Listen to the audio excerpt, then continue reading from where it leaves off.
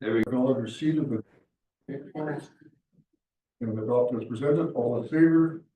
Carried.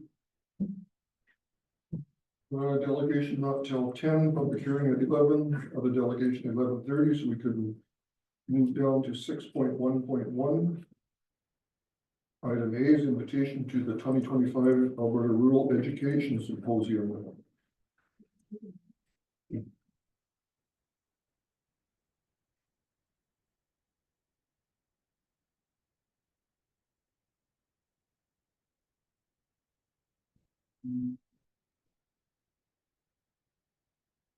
So this is in March in Edmonton. And we've been invited before and we respectfully declined.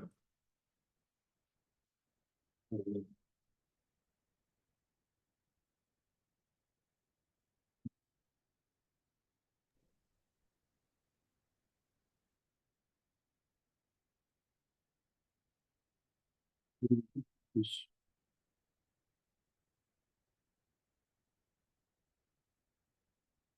Been reading five last time. So why would we move that? That for information. I'm just thinking that I'm going to be in Edmonton on the 4th and the 5th. And this is right before the day, 2nd to 4th, so, but yeah, I don't know that I have any interest in attending. After the school division meeting, there was a few things there they wanted us to go before with them, or if you're interested. Is it for the Holy Catholic side or was it? I think it's just a separate. Oh, Asking if they could pay their road to their school and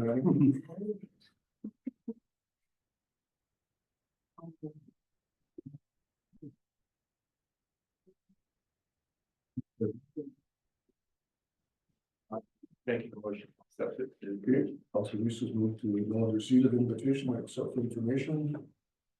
All in favor?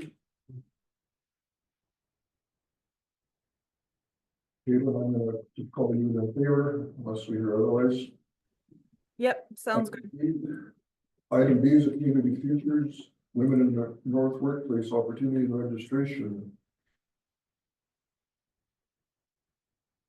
I'm going to attend on the 6th in Manning if I have the truth. And this last year. What's up with it? So I'd like to attend, and probably the girls in the south would like to do one in case. Well, so we have interest from Councillor Decken and Councillor Halibisky to attend the session in Manning. Anybody else want to attend Manning or Peacer? I'd be interested in this. Peacer, Councillor Yasinski. Galen? I will be in Edmonton for the ACPA convention, so I'm not available for either of those dates because it's from the 4th to the 8th. Okay. All right, so need a motion to acknowledge receipt. Okay, Councillor Thies. I'm sorry, Brenda, I just thought maybe you want. Yeah. Yeah. So Councillor Thies moves that we registers Kusinski, Decken, and Halibisky to attend.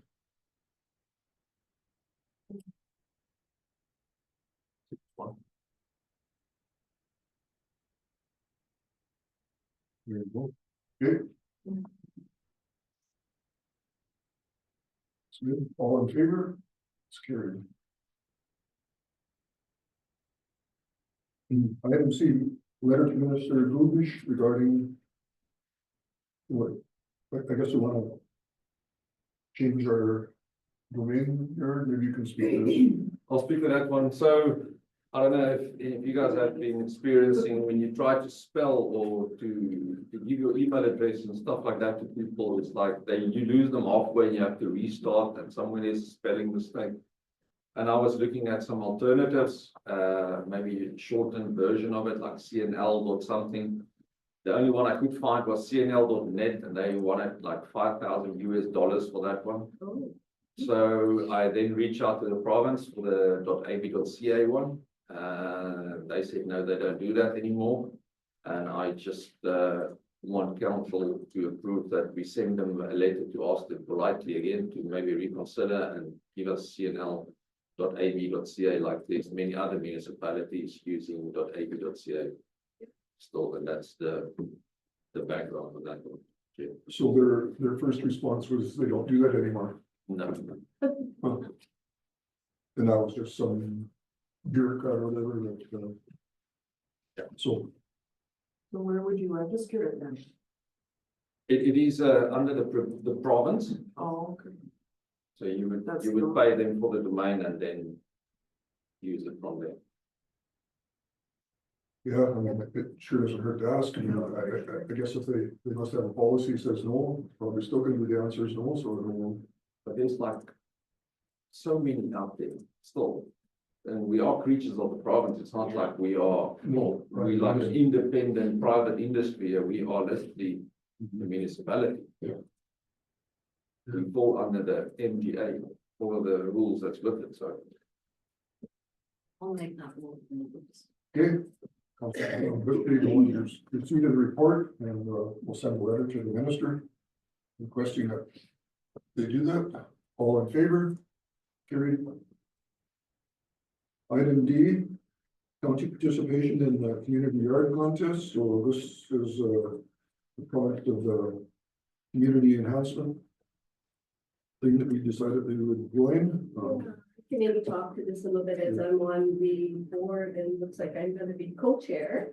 So this letter is just out to, the county of Northern Lakes as well as the town of Manny, just to see if you want to participate in it. Then moving forward, the only thing is with the town, I mean, that's self-explanatory, but we're just not sure of the whole county of Northern Lakes, the area around the town of Manning, so really here for discussion on that. To give the committee a little bit more of a idea. So please give us your thoughts on that.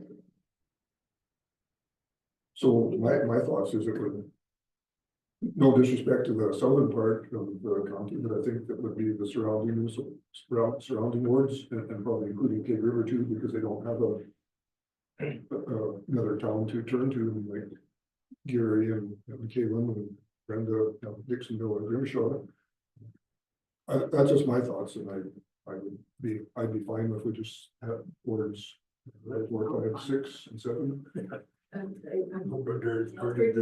just, I know when we hosted that time.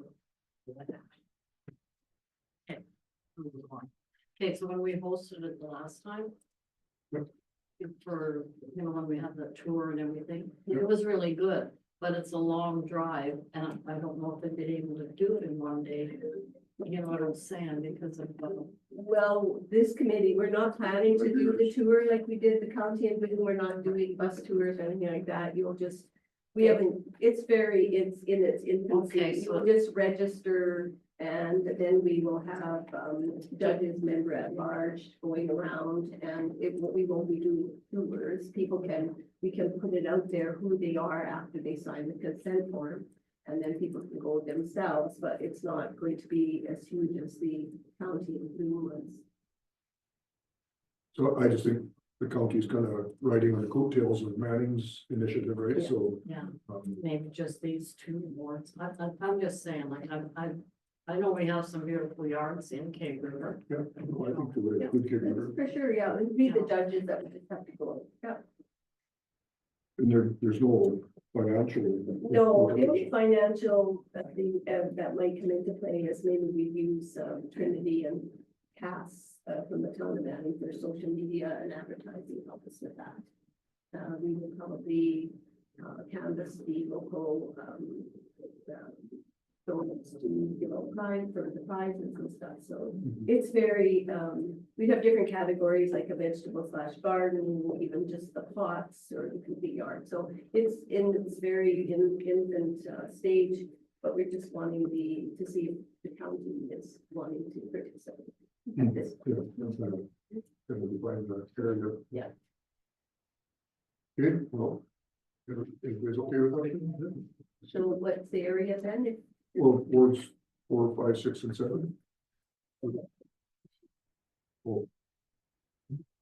You say, did Caitlin, were you saying something? No, I just wondered what her thoughts. Oh, yeah, did you have anything, any comments, Caitlin? No, I think that that's fair. I think let's keep it up there. It makes the most amount of sense. So I'm fine with that. Okay, thank you. Thank I'll you. make the motion. Okay, Councillor Sinski makes a motion to acknowledge receipt of the county participation in the yard contest and confirm the participation in wards 4, 5, 6, and 7. Thank you. Okay, all in favor? It's carried. Next is an addition. I don't know if I have to switch your email to find it. It's a request from the Peace River District Chamber of Commerce regarding the Peace River Airport. So everybody can bring that up. So, yeah, so hopefully everybody had a chance to read this and the chamber has some concerns about the future of the airport, and we've had this discussion a few times now since the new year, maybe before the new year, but definitely we know that there's some requests from the organization running the airport for some financial assistance, and we don't know where to go with this, and now we get this letter, so I think it kind of pushes the fact forward that we have to probably have a meeting with our municipal neighbors and try to sort this out. But I don't think that meeting is of any value if we don't have this airport group there with us to kind of put their position there. So, I mean, we can talk amongst ourselves all we want, but until we know what they're doing, what their position is. But I don't, you have any comments here? No, my only concern still stays, Chair, is that if we are contributing to this private company, we can open up the doors for some other people to also come to the county who, when their businesses are in dire straits, for some support.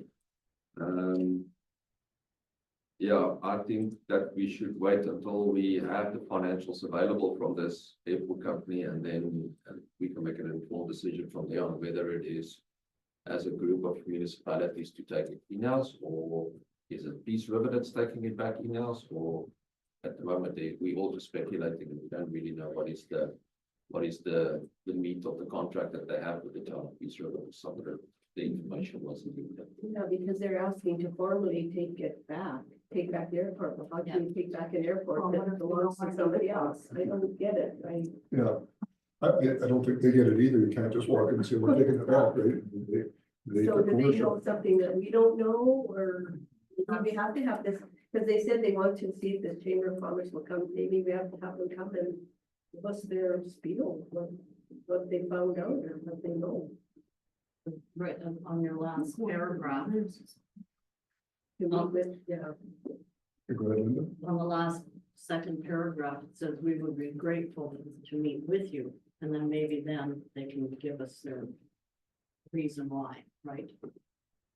Yeah, I mean, and that's good. It would be good to meet with them, but it just things aren't, I don't think going in the right order. I mean, like I said, we can have all these discussions we want, but if this group ultimately holds the hammer, right, if they want to continue running it, that's their airport for the moment. So again, we don't know the contract, but can we? I guess one thing I will say is the MD of Peace has been talking to their lawyers, and I think they're going to submit a bill for the back taxes, and it's a fairly hefty bill, and that might change the mood of the group that's running the airport. If all of a sudden they come up with a huge tax bill, they're already in the deficit, so if they double that deficit, then it might just throw the keys back to somebody about who that will be. We won't know the terms of the agreement. I So think just a minute, Kayla, I'm just assuming that the other municipalities in the region received this letter as well, so I guess we'll wait and see what they do. Go ahead, Kayla. Yeah, I was just gonna say, like, anything at this point is speculation. We don't know anything about anything, and we can't be having these conversations in silos. So I don't think there's anything we can do until all the parties are in the room to make it fair. Yep. I can just comment on your earlier comment there about all the other municipalities. I was in a group email where they acknowledged that all the Reeves and mayors in the areas receive this letter specifically. It wasn't sent to administration directly. And they are all putting it on the council agendas for, I think they're all running this week, council, so it is being discussed. Okay. I don't know what outcomes they are hoping to achieve with all of this, other than maybe setting up a meeting is what I can think. Well, we know that Northern Sunrise was wanted to move ahead with a Part 9 company or a municipal company, whatever they called it. So this might speed that process up in their minds. I don't know, but yeah, well, I don't know what we want to do with this for today. Could we maybe make a motion that Gerhard reach out to all the other CEOs if we know that they all got this letter and kind of just see where everybody's feeling about it? Yeah, because they all, well, I think the rules all meet today, you know, what the towns. Yeah. Consider. I did look at the Town of Peace River's agenda last night and it wasn't on their agenda unless they added it as an addition. I missed listening to the meeting, but I see Grimshaw's, their agenda was posted and it's not on there yet either. So I'm not sure if they'll just be like last minute agenda items or not, but it would be my motion to just have Gerhard reach out to the other CEOs and see if we can get something together. I don't think we should be meeting unless the airport group is there. No, we canceled one meeting because of that, right? We're supposed to meet and say, well, what's the point? We can't- Yeah. Just- Well, circles. And that's just it, and maybe we make that clear in the email, like that we, maybe we reach out to the airport and say, look, like this is the letter we're getting. I mean, there's nothing secret about it now, right? So maybe that will encourage them to come and meet with us.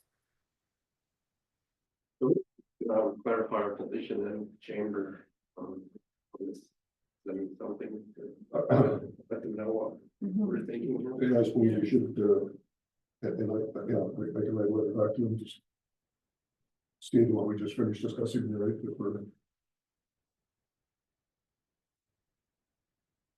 to the Peace River and District Chamber specifically. Yeah, and I think maybe Gerhard, like just maybe make it clear that we would like to have all the parties, right? So a chamber representative, the municipalities and the airport, so that everybody's on the same page and we stop doing this in blocks and silos, right? Yeah. Okay, so we have a motion by Kaylin to acknowledge receipt of the Peace River District Chamber Commerce request and have administration reach out to neighboring municipalities regarding a letter and reply to the Peace River Chamber of Commerce in writing with our response or whatever. That's all we say this. Okay, any further discussion? All in favor? It's carried. 6.1.2, item A is a CAO report. Well, thank you. So we had our first round of bargaining with AUPE. We agreed upon all the non-monetary items, and a next round negotiation date was set from the AUPE side of only on the 13th and 14th of April. So a long ways out. We received a couple of thank yous, mostly phone calls, and some emails from Manning and District Chamber of Commerce, and this is for all council's sponsorships and donations, Women of the North, the Manning Area Food Bank, and also the Peace Region Living Lab. Some of the photos was taken, I think the others will still be coming. Again, I met with ISL to discuss employing a local person. I'll be bringing an RFT to council a little bit later on in this meeting. See if we can maybe establish a position internally and take some of the workload away from ISL to do the more admin type of emails and letter sending and stuff like that. Save us some money and also have the benefit of having a local face that people can interact and start running with. Then our telephone system, like we discussed in the previous meeting, is coming to end of everything. I don't know if it was life support, anything. We got quotes back from TELUS. Looks like it's going to be below $5,000 for the installation and everything, which I think is really not bad at all. That will give us 20 phone lines and there will be probably a saving of what we're paying at the moment on our telephone bill, just because. Like the monthly bill will be less than, It will be less than what we're paying monthly for the 20 phone. that voice over internet, that's very reliable. I mean, it's, Yeah, it's been a proven technology. I mean, we used that the first time in Africa, of all places, in the early 90s. So, it's sorry, the early 2000s. So it's been a while. I guess, We might have to look at maybe upgrading the internet yeah, in this building. I was gonna say, it's only as good as That is, your light, your signal is, right? So, that's it, yeah. But it gives us a good enough excuse to increase the internet in later on, especially now that we have the financial system in the cloud and stuff like that too, so. And we're gonna have a backup link as soon as the arrow is up and running in the backyard.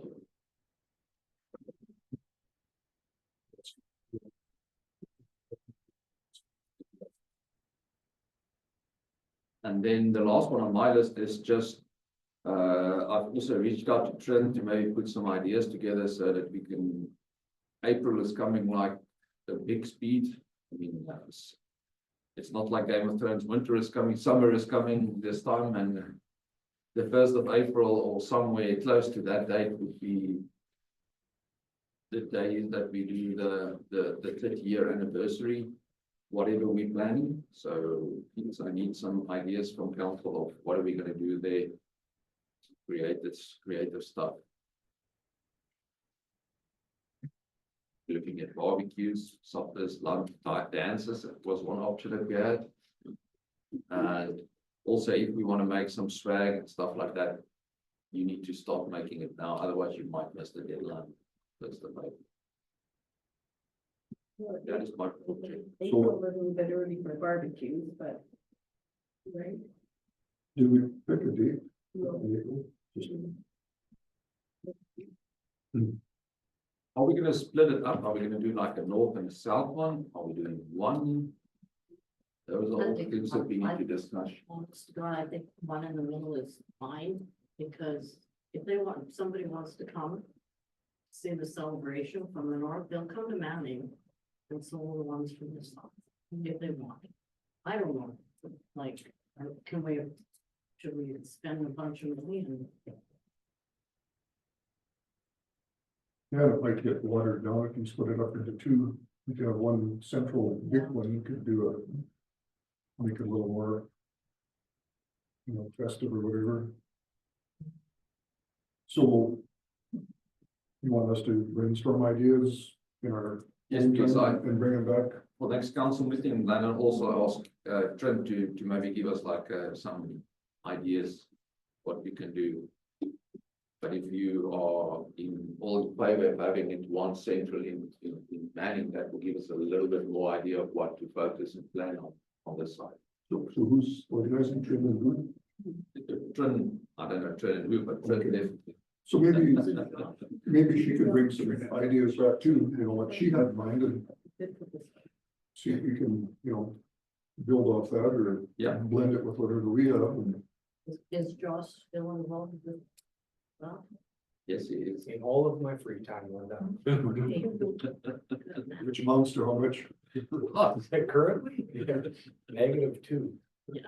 Okay, any questions on the CEO report? Get a motion to accept for information. Okay, Councillor Thies, all in favor? It's carried. Okay, the next item B is a proposed addition to the org chart. I did lead into this one a little bit in my report.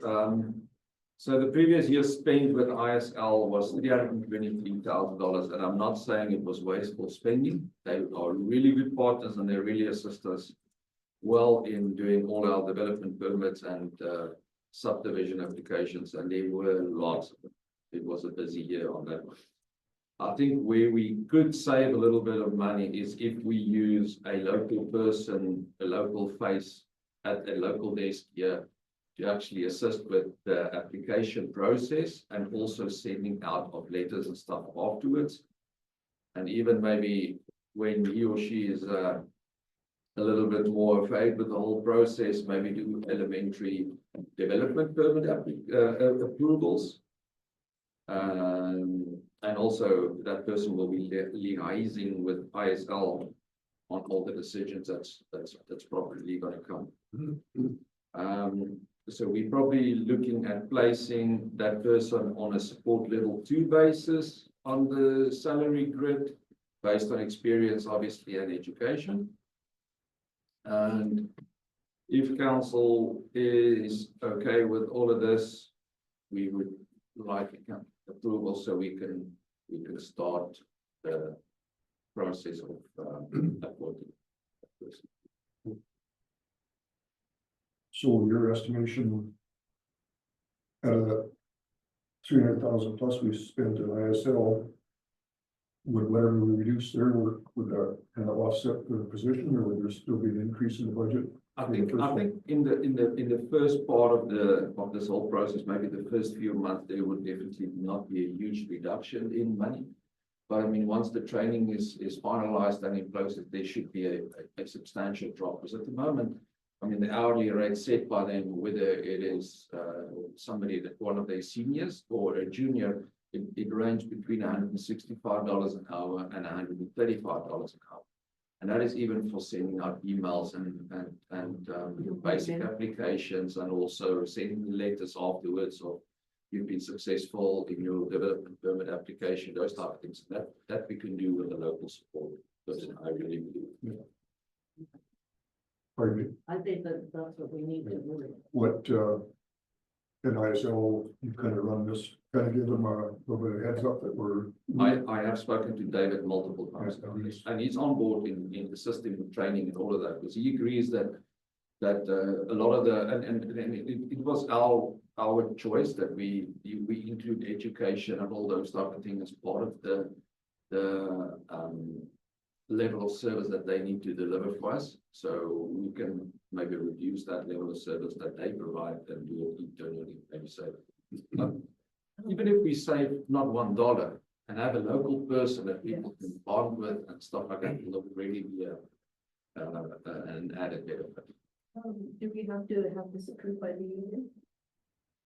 I don't think we have to get approval from them, but we will be a union position that we'll post internally first, and then as per the little yellow book, but yeah. Okay, Yeah, they need to be I hope we advised. don't get in trouble with the union. That's all. Well, I don't know. Because the question is just adding a position. We're just adding. I mean, we're supposed to let them know anyways, right, that we're adding a position. That's all we need to do, right? Yeah, we don't ask them for permission to add positions, we We're just just letting them know. letting them know. Galen, any input?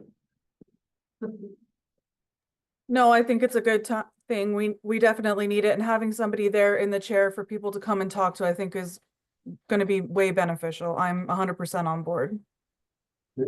It's not that they don't have somebody to come talk to right now, but Gerhard and I are wasting so much time doing this. And then it's not. It is, there's a reason I joke about not having free time, like even yesterday between looking for things for ISL and land files, I got 2 hours of my day was gone related to planning and development stuff. Which is not originally what you hired me for, right? So that takes time away from other stuff. I'll correct my statement then, the appropriate person to talk to. Plumb out of that, yeah. So people, if we get this position, we can reduce your salary because you won't. be Yeah, doing this. That's what I was getting. All right, well, it sounds like I'm hearing the consensus that we think this is a good idea, so we'll just need a motion to give Gerhard the authority to go and start looking. Okay, Councillor Alabisky makes that motion. All in favor? Carried. Okay, we can move down to finance 6.1.5A, the January check register. Jay, just maybe one question. Did you guys, I know it was very small print in the council package, but We got bigger. you got the bigger ones. Are there any questions on the org chart that you guys see? Like, much as I can see. You're giving me a new person, so you're gonna have to up my salary. I'd like to make a change to that, Okay. because there is Where I the- did notice there is a slight error. Oh, Okay, Under North Transportation Supervisor, you have the airport assistant. Yeah. Not actually an airport assistant, he's an airport operator, and he actually doesn't fall under transportation.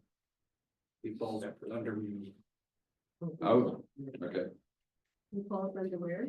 under myself. oh, so it should be line straight down from you, not Yeah. under the.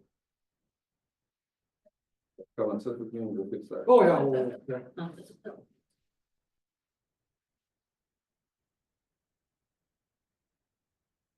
You good? Good. All right, now we can get to finance the January check register. There for your review. I don't even have to say anything. Any comments, Josh? No comments, just a question. Oh, yeah. I don't know what they're, who's the graphics fan, I might be. Oh. It's funny because I just clarified this. Yeah, we were just talking about this, that's the prefabricated bridge that we. Well, that's the prefabricated bridge Oh, for Smith Mills Road. thank you. But I never heard that. Yeah. Thank you. That's, that's a good catch, that's a big dollar. Yeah. Yeah, And where is this bridge? it's sitting in Dixonville, Sallyard. Okay, any other questions for Josh on the check registry? If not, we get a motion to annul your seat, except for information. Only comment to add, big highlight that we're looking at January, and it's February, so. Call it up. Next meeting, you have 6 bank reconciliations that are gonna be on the agenda, so we're gonna be back to the same thing. Did Councillor Sinski make that motion, Teresa? All in favor? Carried. And then, highlight the meeting, the Director of Finance update. Now you're just trying to flatter me.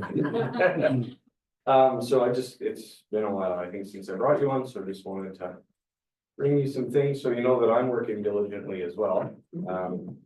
Right now, a lot of effort is being focused on year-end audit. We don't have dates picked yet with the auditors. Quite frankly, I'm holding off reaching out to them because I'm not ready yet, so. Probably that's gonna be at the end of February, beginning of March, which is a little later than normal. But we had a fairly significant change to our accounting practices by implementing this new system. We're behind ourselves. There will be some bumps and growing pains. Everything is new again this year, from how we process these. So it's all good. There were, my last note there were definitely some transactional errors that happened. It's been the bane of my existence since last February, but nothing significant that hasn't been addressed, so everything's been finalized. That's a big part of why you're having 6 months worth of bank reconciliations come to your next meeting now. That's where all those errors get flagged, so a lot of fixing over the last 6 weeks or so. Other than that, so just an update. We talk lots about other organizations that we belong to, but we're also a member of the Government Finance Officers of Alberta. We've been a member for a long time, since before my time. This is an organization that hosts a conference and a bunch of other things annually, so I usually go to that. I'm gonna have to skip it this year because it's way too far away. But I want to just let council know, I got involved with their professional development task force as well. So not a lot of time during any month or anything like that, but I was sought out just kind of as a smaller rural municipality voice to kind of provide some input on what kind of stuff we were looking for. Our membership actually covers everybody that works here, so as they have different webinars and stuff, I can put any of my staff or whoever is relevant through it. Not much in the planning and development stuff, but everything that's related. They also started hosting forums, which is really neat, so we do these virtually. And one of them just happened at the end of January, so they split them into rural municipalities and then over 10,000 and under 10,000 versions. So I actually moderated the first one and then just participated in this last one. It's really good. I gave you guys a few examples of topics that we chat about, but it's kind of nice to just get together even virtually with people who are going through the same things. So kind of the biggest topic that impact us, it was nice to have other people that were being impacted by the long run tax ordeal, I guess we'll just call it. So nice to get other people's opinions there. They also have asked me we were the first to blaze the trail on this new system here, so I've been asked to sit on a panel for their ERP migration forum as well, which is coming up here tomorrow afternoon. So that'll be, I think it's valuable to provide our side of things to people who are looking at going through the same thing. Another one of these systems that's been around forever now called Diamond just did the same thing that Bellamy did. They gave their end of life announcement. They gave quite a bit more time, so I think they're voting until 2029 or 2030, but there's a lot of municipalities that are gonna be looking at transitioning and doing what we just did. So, So, because the other ones are basically not gonna, no, there's such old software, they've just said, we're finished. You have, ours gave us 2 years, I think, and they bumped it to 3. These guys gave 5, so. And the amount of options you have is actually kind of shrinking, so, it's interesting, but.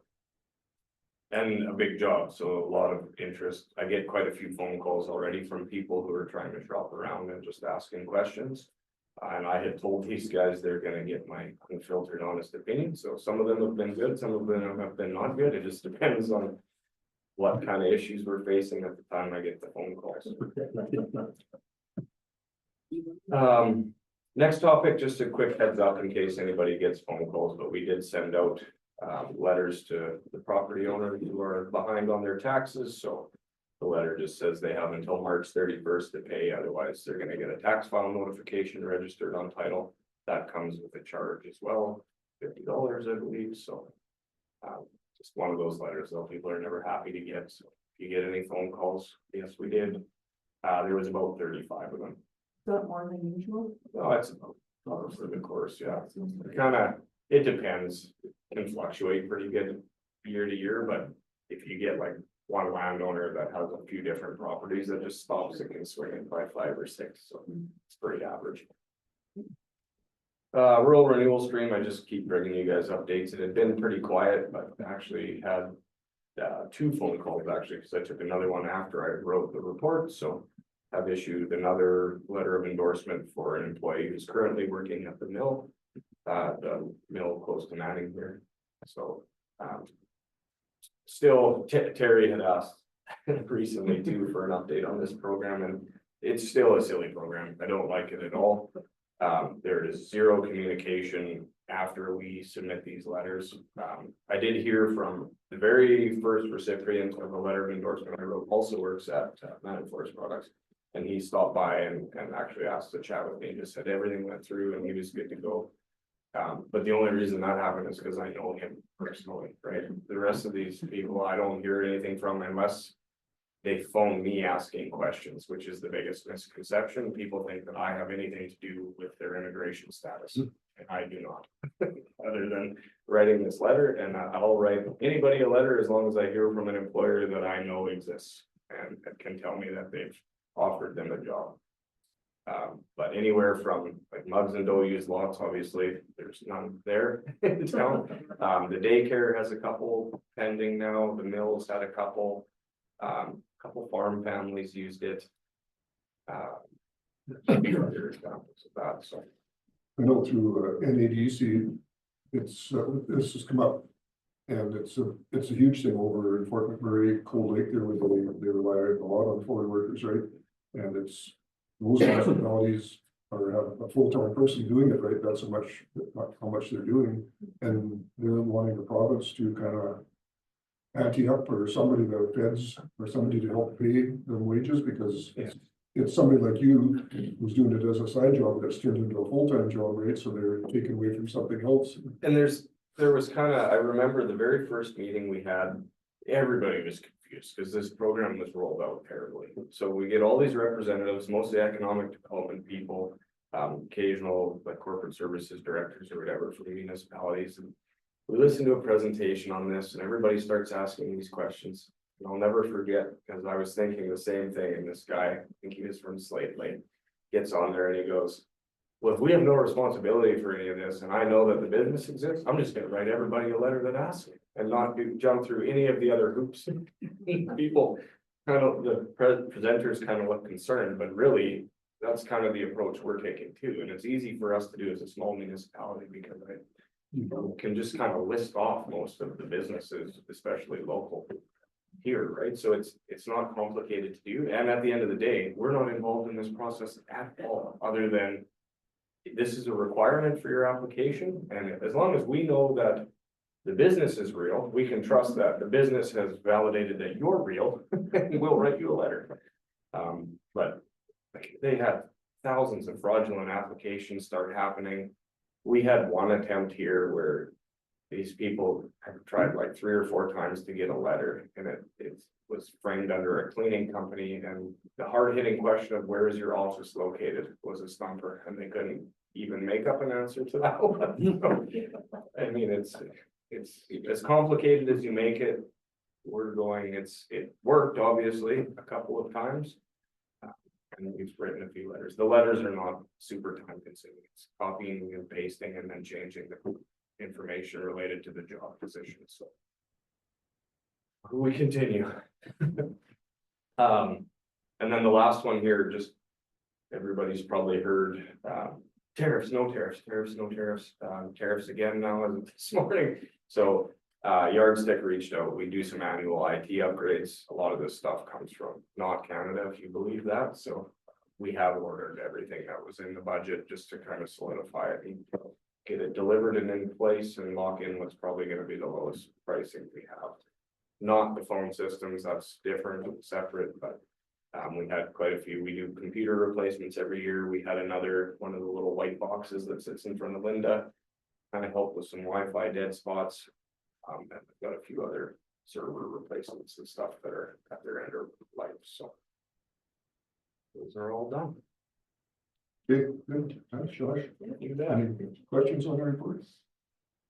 I'll get a motion to get the financial report. Thanks, Brent. Councillor Reese, all in favor? It's carried. You know, we're gonna switch to page 2, but we're running on time, so we can take a quick break. And get back to Charles when we come back, and then have a public hearing and some delegations coming, so. Let's just take a, come back at 10 o'clock. Or close to it.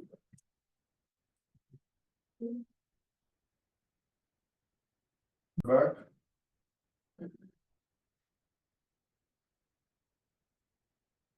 And we'll go back to page 1 of our agenda, delegations. Item A was an Annie Community Adult Living Initiative. So we have a couple members here.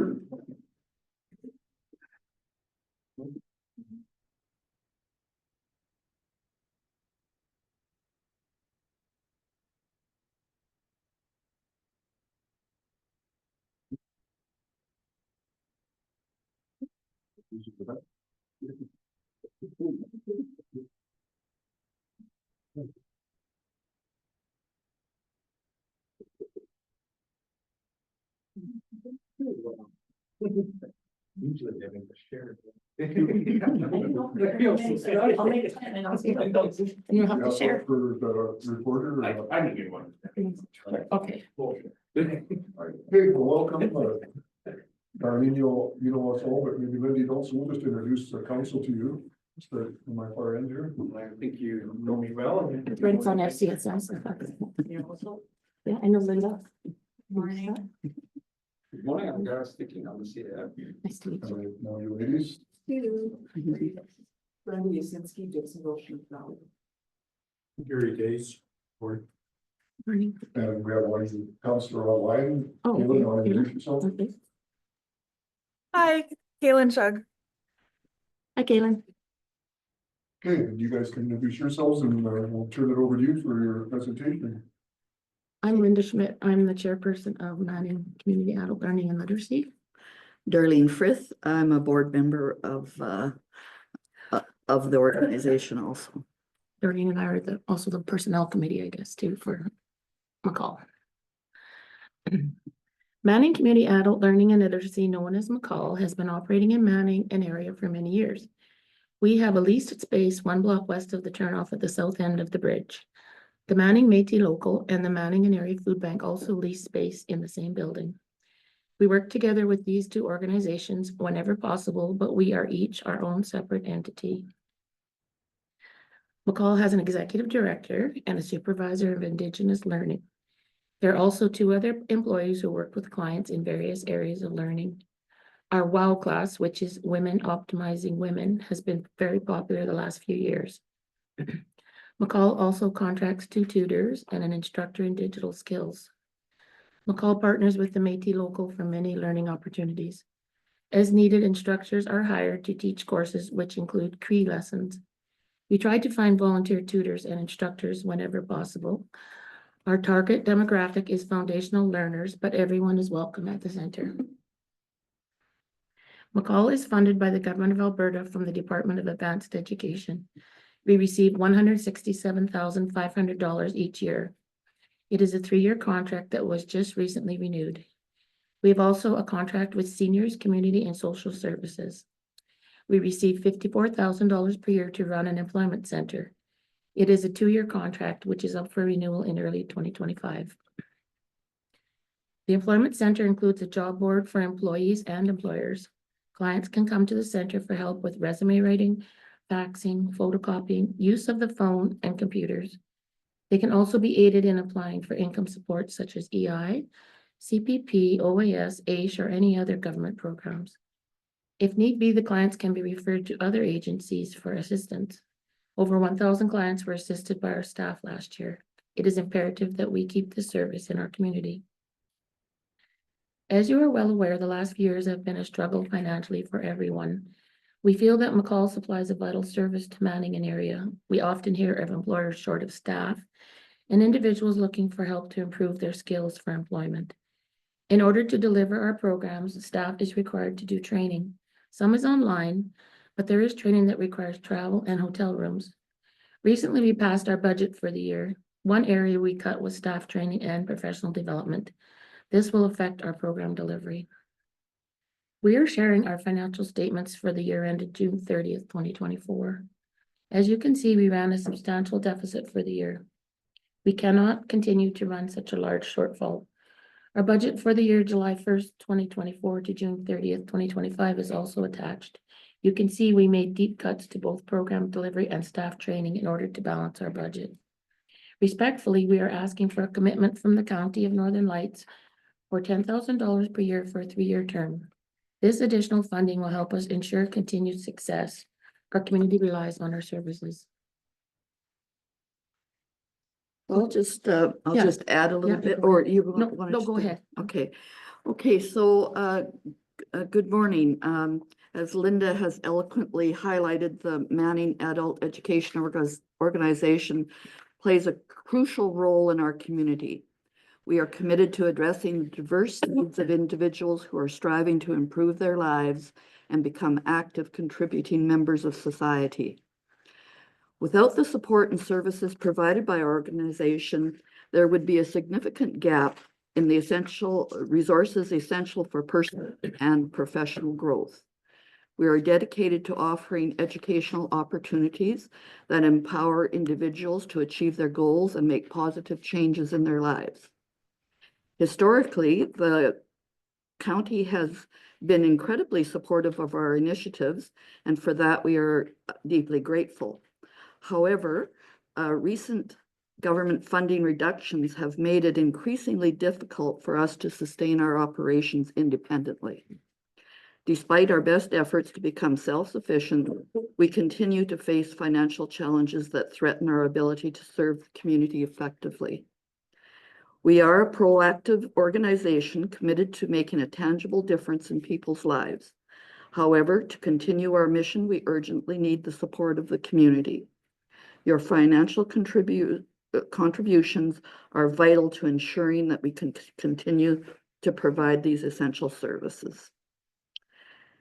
And thank you for your time and consideration. Together, we can help create a brighter future for all members of our community. The second page here, it's up on the screen there.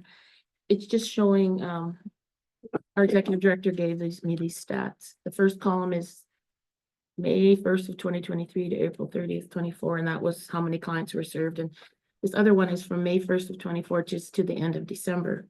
We were up to 928. So she keeps very detailed records. Everybody signs in when they come as to what they're coming for, because there's a lot of reporting that has to be done to the government. That's what that sheet is. And then they have these 3 sheets from our financial statement for last year. You can see that we had a substantial deficit.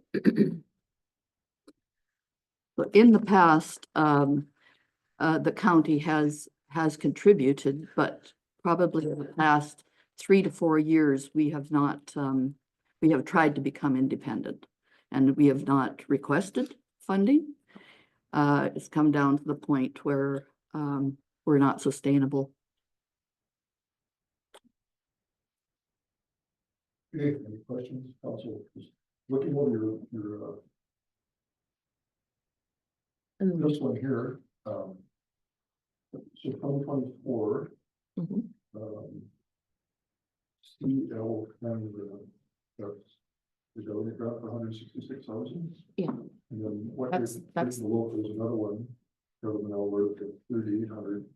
Yeah, we had applied for a special grant, and that was a small grant that we received that was used to buy, I believe, computers and such. With So that, CL is what, community learning? yes, Community Learning Network. Network. Mhm. That's your new source of funding. And then this Senior Community Social Service, that's just the government department that handles it, but that's the job bank. And that is there's only 7 or 8 of them in the province. And when Kelly Schramm was here, she was the one that applied and got it, and we've managed to keep it. It's a lot of reporting, and it's a really good one because it gives us that 54,000. We'd have to lay somebody off if we didn't have that. We wish we wouldn't be able to pay out the wages. Yeah, and that's just an employment board and And help with, the resumes and that Yeah. kind of stuff. It's Mhm. so that people can come and it's free of charge. There's no charge for them to photocopy, use the computers, use the phone even. Because there is people that don't have a phone. So it's in the process of being renewed right now, and it's looking really promising that we're gonna get it, but it's not 100%. And will it be at the same level? It's possibly, we actually requested more funds, and it's looking like we will get it, but we don't know 100% yet. Kim just said the other day, it's looking really promising. It was around 70,000, because they told us we could apply for more, so we did. Because there was a man that came from that department, and he said, like, you could ask for more so you can do more promotions. Like, say you want to have a table at the big expo that's coming up, or you want to put a float in the parade, or you want to have an open house. That kind of thing to promote it more. So we're hoping. So that grant is still, we still got it for this year for 2025? No, No, it's done. that's Yeah, expired. yeah, So you're it's waiting expired. So we're for- just waiting to. Kim had to apply by Christmas time, and then we'll know by March. They've asked for a lot more information along the way, so it's looking hopeful, but it's not 100%. We've had it for many, many years, but that doesn't mean that you'll always get it. And like I said, it's only about 7 or 8 communities in Alberta that have it. Fairview is one of them. And they're not all run by adult eds either. Some of them are run like the Chamber of Commerce runs the job board in Fairview. Notice you have subcontractors. Okay. Oh, yes, subcontracts. That is probably that would be the person that teaches our digital skills.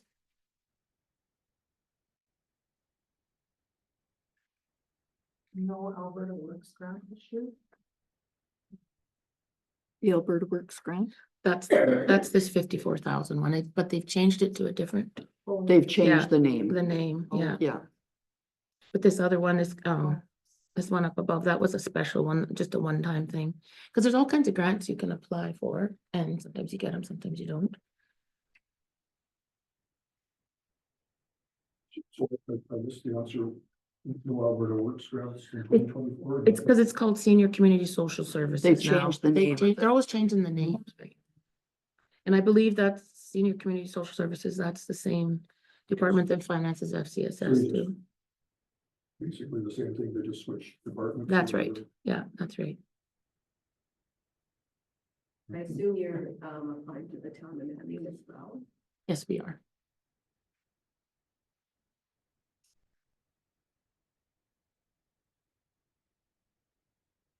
So, in your 2024 financial statement, Mhm. did the county not contribute that year?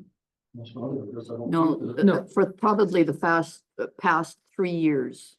You probably, see, it used to be the food bank and we were together with the food bank, but now then we split, the food bank went on its own, does its own accounting. Mhm. So you guys had given money lots of times for the food bank, but now that's on its own.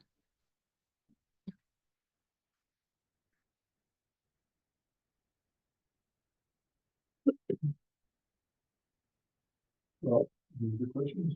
Well, just to add that we fully appreciate the financial situation because we also have the same issues. Yeah. We're at the We mercy of understand the that, yeah. province as well for all manner of things, bridge funding and et cetera, so. And we're increasingly having the same issues when come budget time, hard, every yeah. year it gets a little more difficult, so this one put it out there that we are facing the same issue. We understand that, yeah. The money trio, that can't keep up. So- Yeah. I Not know. producing. I know. Well, I don't see any other questions, Caitlin, did you have any comments? No, I think you guys kind of addressed the ones I wondered if the government grant that you guys re-signed went up or changed recently, but you answered that, so I'm good. Yeah, the big one has not changed for a very long time. Yeah. And hopefully we're gonna get that other one, but we don't know 100% yet.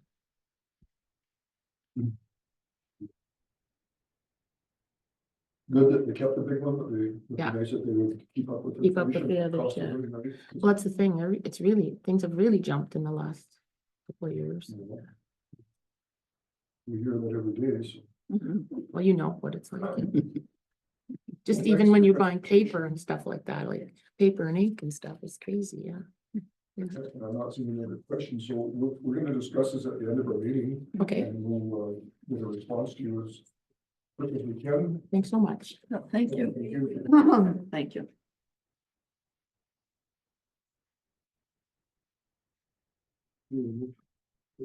So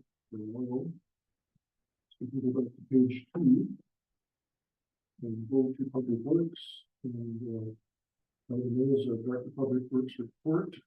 Charles? Yeah, so we got a couple of things to add on to this, but I'll get those at the end. Wayne, we got lots of time. Yeah. So as you all know, we had a nice cold snap and tons of snow. And just gotta say, our crews handled it very well. Got out there during the weekends and did their best to have everything open, so. Good job on them and everybody stayed safe and we, tried to keep the breakdowns to a minimum. The cold weather is very, very hard on the graders, so. We did have a few that went down, but, Lots of drifting. oh yeah, Yeah. yeah, lots of. I don't know how much snow we actually have, I mean, that snow, but it seemed like the drifting really. Yeah, there's a lot of drifting in the roads and stuff like that, so. Yeah, she's all open and fairly good now. Hotchkiss. Finally up and running. We, got piping and everything in here right at the end of the month and. She's open for business. Our safety program is currently underway. We're, working with a company called Strategic, HSE. And just slowly getting everything up to date and all that fun stuff. Our safety officer is doing excellent at that as well, so just shout out to my staff in general. Doing awesome. I got a text here this morning at about, I don't know, 10 to 10. And Linda will love this. The Keg River crossing is currently being brushed. Oh. Oh, Now, that's the, probably why I've seen some of those things coming towards Kate. Yeah. Yeah, we sent the cavalry up there. Finally, after jumping through the last minute hoops that we needed to. That was the CN hoops. Yes, CN as well as there was a little thing from transportation, but it was a minor thing. Just something that I had thought of at the last minute, went, oh, wait. We better check in on this and, it's just when you work on a provincial highway and you have to, and you do a construction zone. They have to fill out a form. It's an administrative thing that's an order fixing. Maximum speed limit. And that's done and dealt with. They were awesome to deal with, so. That should be done by the end of the week. So 3 years, been a long time. Yeah, We're getting her done now. thank you guys for all your hard work. No, no problem. So, other than that, it's everything I got. Oh, sorry, one more thing. Yeah, so we did a couple things. Yeah, I just remembered the contracts for our bridge maintenance program have been signed and executed by the contractor, and they're just waiting for your signature, Terry. That's what you're It's- saying. Yeah, Yeah. yeah, it's sitting in the Gerhard's office. So. Okay, thanks, Charles. Questions? He answered mine. I'll make more. Motion by Councillor Alyssa to accept the DPW report. Any further questions or discussion? All in favor? Carried. Now your next one, item B is no charge snow plowing report.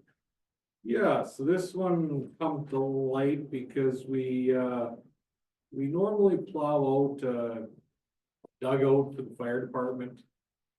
But it was not on our actual approved no charge snowplow. So I guess we're kind of looking for some direction on that. If we want to add it to the list, believe we should. It kind of seems like a no-brainer, but if it's for fire protection. Yeah. Well, and if there's any changes that you want to see made to this list, by all means. But we cover everything pretty well.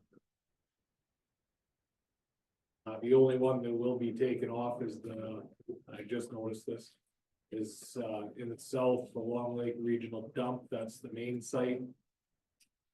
We already have an agreement with them, so that will get taken off. So the commission looks after that now, rather than the county. I mean, the county does it, but Yeah, well, yeah. for sure. Okay, was any questions on this? So how long of a stretch is this to this dugout?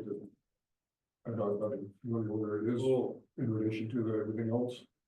I mean, it's probably asking not, all the hard questions. you know, and it doesn't matter, it's probably not a real. No, it's not, it's not, I don't believe it's more than the 400 meters. Yeah, yeah, So, Less than that.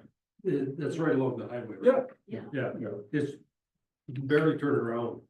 yeah, it's It's very. very close, I so. mean, common sense would tell you you'd want to have it close, you know, for the fire trucks, you don't want to have to drive 10 miles to get to a water source. Exactly. Okay, well, if everybody's okay with adding that on the list, we'll just need a motion to let Charles do that. Councillor Fees, all in favor? It's carried. Thanks, Charles. Thank you, council. We can move down to, this will probably be again, Charles, 6.4.1. All right, Item A is water bylaw town hall. Everybody lining up. so I know, as we discussed previously, we want to set up some public engagement to discuss our upcoming water bylaw review. And policy, sorry. So I gave you guys 2 dates there. The end of the month is a little too soon, and I'm not here, so. I will be attending council virtually. February, Yeah, the Cause then we were gonna put it for the 25th, that's the water conference you guys wanted me to go Oh, to. yeah. But you give us the dates on that and. Yeah, so we went into next So the month. 25th is joint with the town of Manning, so we kind of want to do that. We have a joint meeting scheduled. Well, that's what I have, but I may be wrong. I don't know. We just had one. Oh, it's March. That's what my book says, I don't know. I thought it was March, you said for the joint March, meeting. yeah, Yeah, so I it was says saying March. March, you're saying March 11th and 25th, right?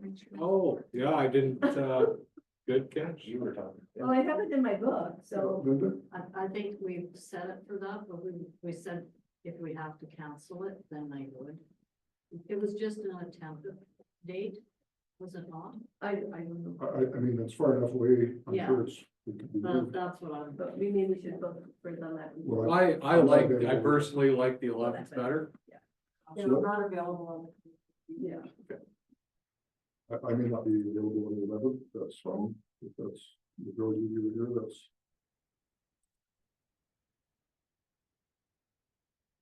It's 1700, you said it's 5 o'clock. And what do you kind of, well, I guess, yeah. kind of outline next page, yeah. Yeah, I there's, think it's a great idea. It's got lots of phone calls and Terry, I'm Yeah, hoping I that have he's here because it's mostly our ward that, Mhm. or my ward and his ward and my ward probably.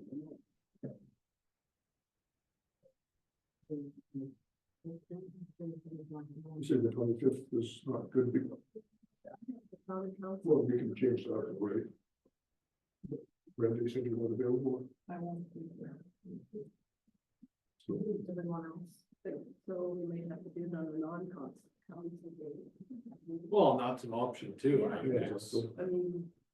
just cause I gave you 2 dates doesn't mean Yeah. it's only gonna go. It's not working with us, yeah, Yeah. makes sense, but. And I won't be here for sure. That's, so it doesn't matter. So look at your calendar, what else might work? I'm open to whatever you guys desire. Yeah, I mean, I'm good with 10th and the 12th. Maybe the 10th? Yeah. 12th, is that, fire? It's the fire meter. With Peace River, Yeah, on which days? on the 12th. Yeah, 5. Ten. So the 10th, That works for me.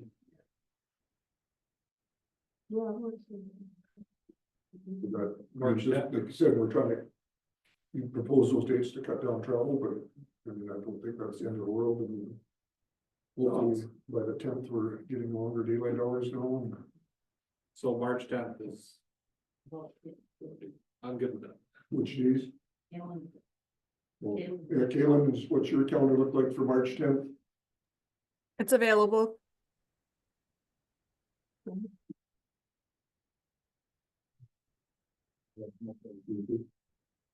Well, let's try it out then. That's not, I guess obviously you have the 11th, so it's not too soon for you then to put something together, gives you a month yet, so. No, it's, yeah, it gives us a month of putting it out Advertising, in the media and all that, so. And that is in council chambers? Yes, Yeah. Yeah, it's here. at 5 o'clock. Yeah. Okay. But unless you guys wanted a different time, but I figured 5 o'clock works better. For No, I people think who for work. the ratepayers, I Yeah. think that's probably the best. Everybody wants to leave at separate times. Yeah, Yeah, so Everybody don't wanna leave by supper time. yeah. There's no Oilers game that night. Yeah. Okay. Okay, Councilor Decker moves that we acknowledge receipt of the bylaw report and set the date for March 10th at 5 in the council chambers. All in favor? It's carried.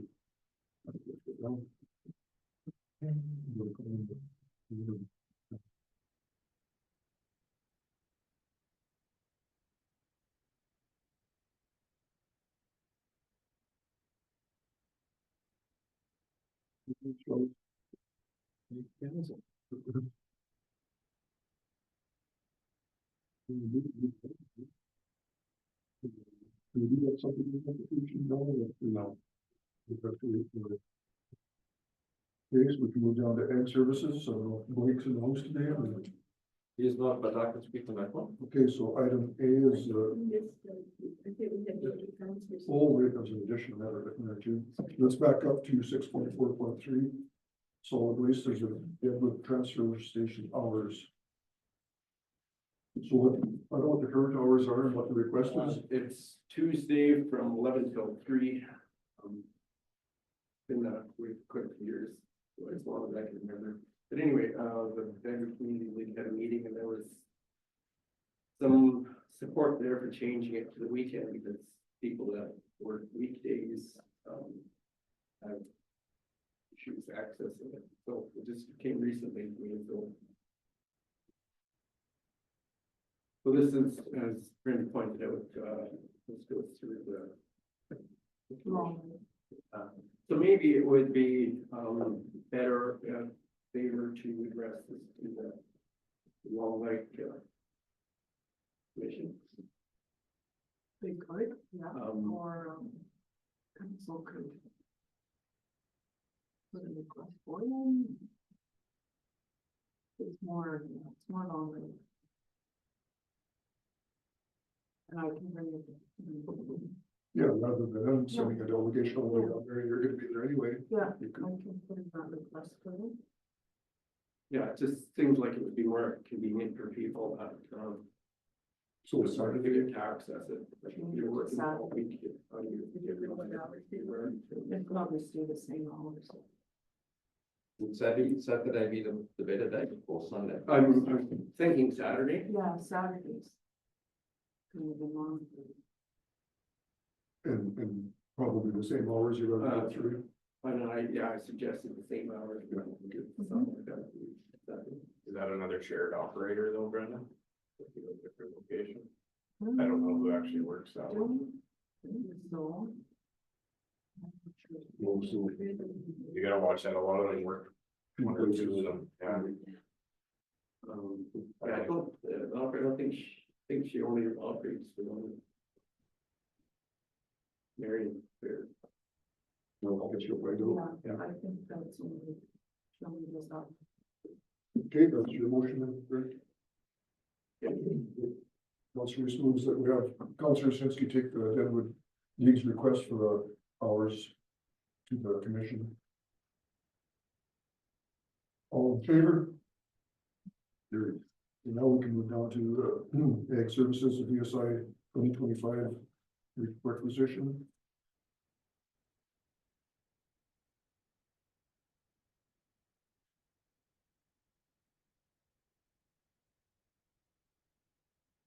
So we got a requisition for the BSI. There was a surplus of 14,400. So the only requisition was again this year for 32,600 instead of the normal 47,000 previously. This is just for another.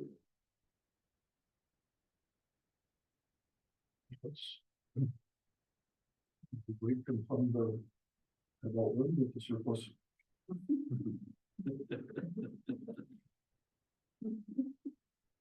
That's a good direction, that move. I mean, I guess it's always fluid, you never know.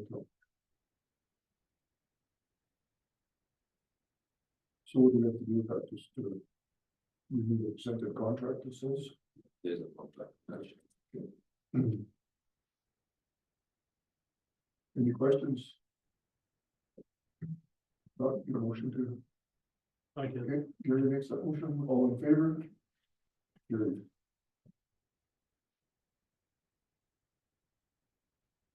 Okay, we can go on 7.0, Councillor Ward reports.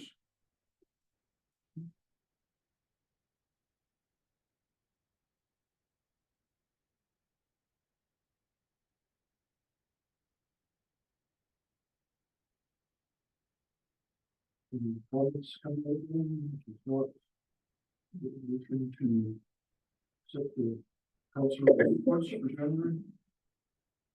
Councillor Reese, all in favor? It's carried.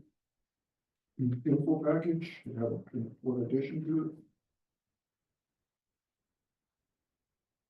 Anything coming out of it? I'll move acceptance. Okay, Councillor Krasinski moves to accept the info package, all in favor, carried. We can do the decisions on the delegations first, and then we'll do the open mic after. And then actually we have another delegation coming, and a public hearing, so what time is it? What's the time there? So let's go to the delegation on the Manning, what they call it, adult ed, whatever it is, they got an acronym in it. Nicole, sounds Irish.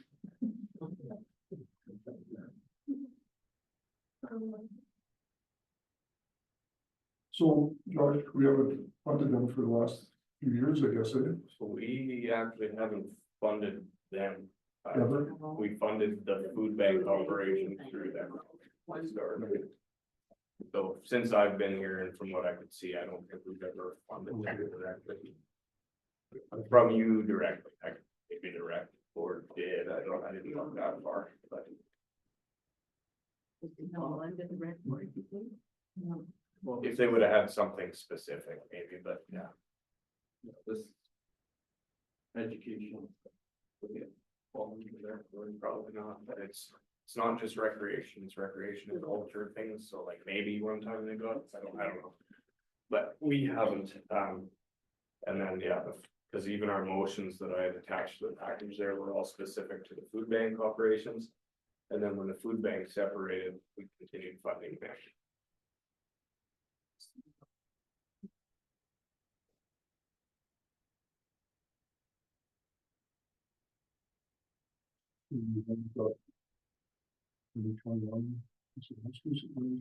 Well, that was paid to this organization, right? We paid the food booth directly, no, it was a separate organization for 22, 23, 24.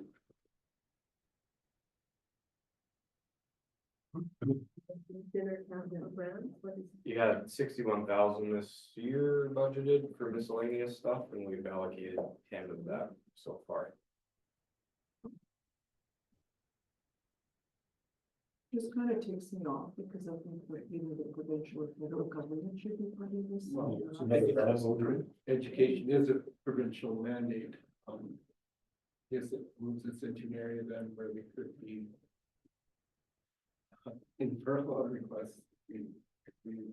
Exactly, and if we take it on, then it's an expectation Well, yeah, that's it.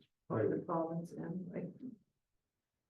Once we take it on, then by default, they think that we're good with that, then we'll just continue the next time there'll be more.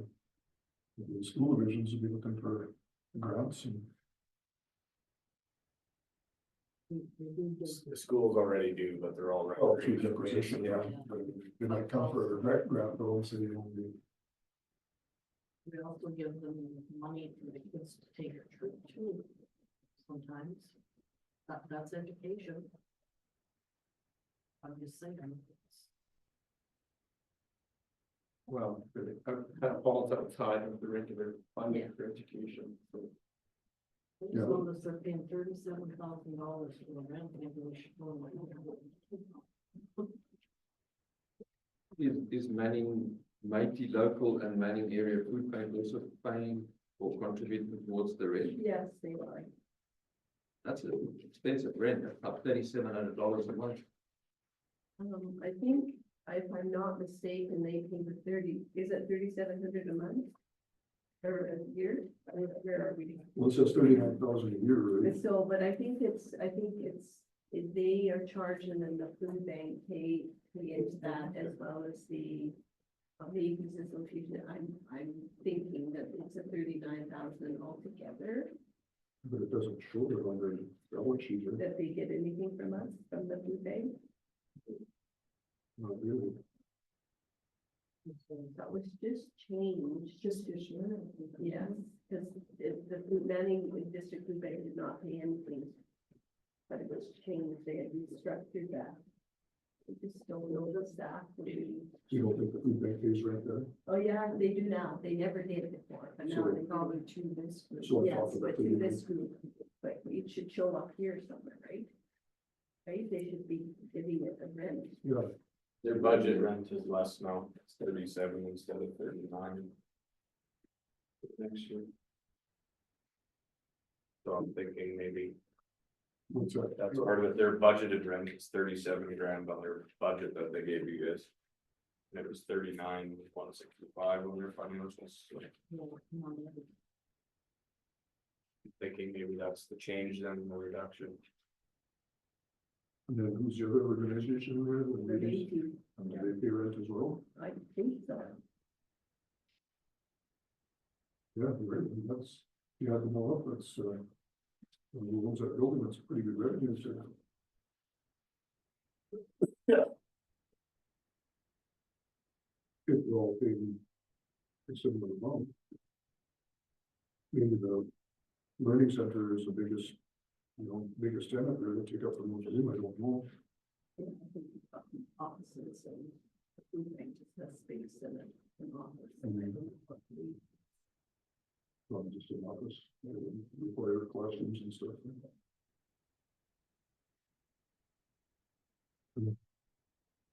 Yeah, I don't know, we have a $22,000 deficit, right?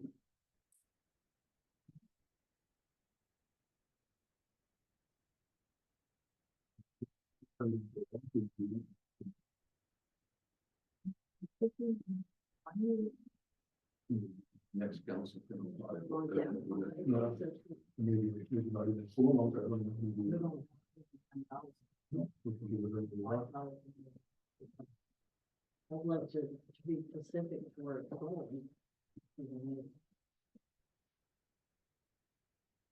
So on the amendment, I mean, I guess, like, go to their general revenues.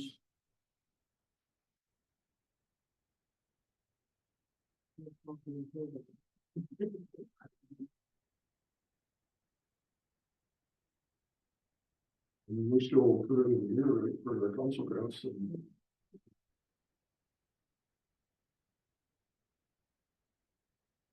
We would. Not what they must for 1 year. Be an insult. I think so, but they should not be. Yeah, cause do we know how much they're gonna ask now, too, right? You know, like, I have no You idea. know, like, it's part of it, but I'm thinking for the $22,000 deficit, they're probably looking for the same from both municipalities are going to bring them closer to balance.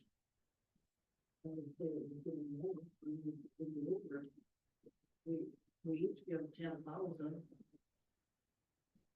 For a year, it's 20. Well,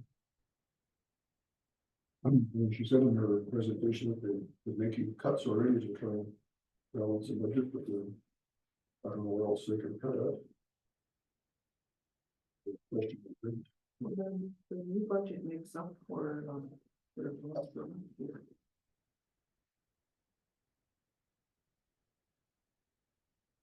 It shouldn't go in the whole way right now. Look, I've got a question. Would we not be able to fund some of it from the FCSS funding as it is adult learning? I have no idea. Right now, all of our FCSS money just gets paid to 3 different FCSSs. Like, I don't know specifically what they can do with their money.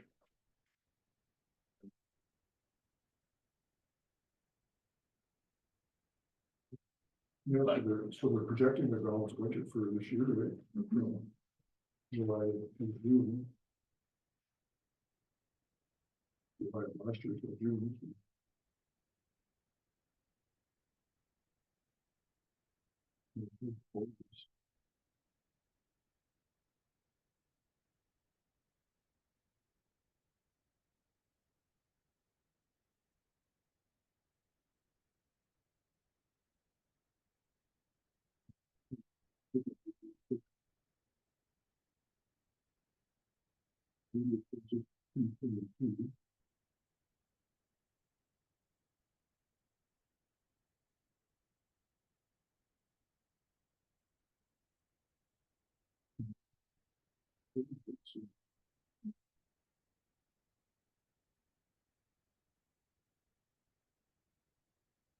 Why would they be funding the budget from July to June, that's just their fiscal reporting or?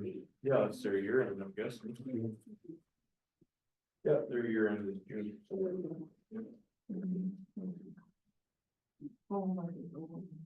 Not everybody's lucky enough to have a calendar year, fiscal year. No, I don't myself either, but,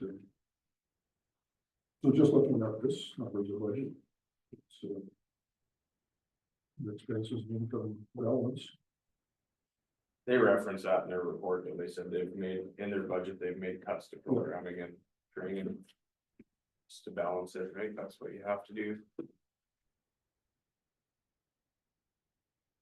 Well, I would suggest even $5,000 just for 1 year. In the application, they mentioned they need 3,000 for transportation, 3,000 for accommodations, and 4,000 for training and program delivery. So I guess that's what they ask us for, is to cover that, right? That's in your budget.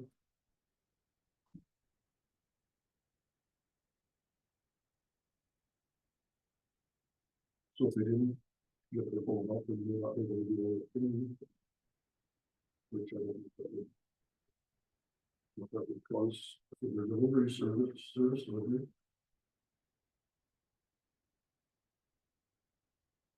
Caleb, you got any thoughts? I can only hear like you and Josh speaking, and that's about it. My kind of feeling is this is a provincial mandate. They should be covering this. The fact that they're not giving them more money year after year is frustrating. I was kind of leaning more towards like maybe $5,000, and do we offer to maybe advocate for them? Maybe we do a resolution or something to that effect. Like I just feel like it's a really slippery slope when we keep picking up this slack. Okay, thanks. Kind of agreed with what you, maybe you didn't hear, but everybody's kind of thinking that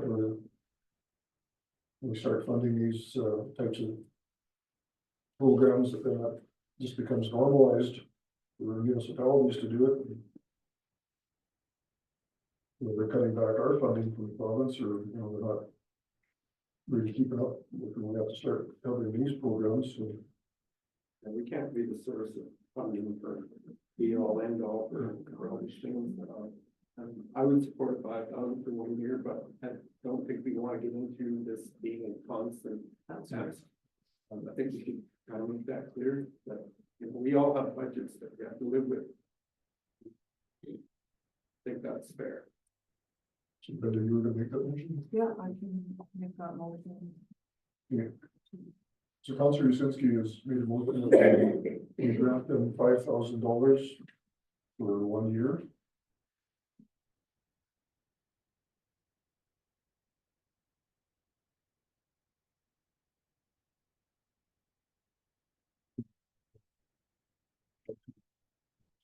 Kind of move that, but we feel this is a provincial service, and we'll advocate that direction. That doesn't have to be a motion, so any more discussion? I'll call for the vote, all in favor? That's carried.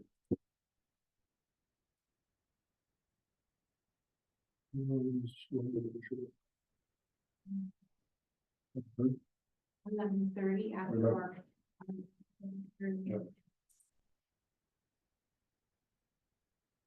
Okay, let's, Dan, did you want to do open mic now, or do you want to wait till after our next delegation and, we can do that? Sure, you might be more, later, which that's fine, we'll grant you the second go at it, so. Yeah, what did you have for now? Well, I was just wondering, if, the position of development, could be explained a little bit more. Should make Gloria announce it. Yeah, I'm for it. So what the position tells us is they're taking the applications for development permits and subdivisions. And they would assist in the elementary ones that they can, or this person would, or all depends on skill level and experience. And then after the decision is made by the NBC and council of subdivision, the letters of communication that goes out to all the neighboring properties, those type of things will not be sent by ISL anymore, but it will be sent by this person. We're just trying to wean ISL off from doing all the planning. Probably a little more in-house, right? Sure. If that makes sense, so. Yeah, absolutely. And I was just wondering, Josh, if you could tell me the exact number of letters that were sent for property arrears and if there's any measure. Approximately 35 wasn't quite good enough. I'd have to get a count. But it was approximately 35. But you could just take out the approximately, and if I'm off by 1 or 2, you can just slap me on the back of the head. And he said before, that's kind of a normal number, right? That's what we typically see, so. Yeah, and then it just kind of kickstarts the process. By the time we actually get to a tax sale, we're usually left with 1 to 5 properties, maybe, if that. Sometimes everybody pays. And, I was just wondering, when's the, food bank photo? Did you do it already? No, we didn't. Nobody responded. Okay. All right. That's it. Okay, well, let's, yeah, we'll take a quick break and wait till the 11th for a public hearing.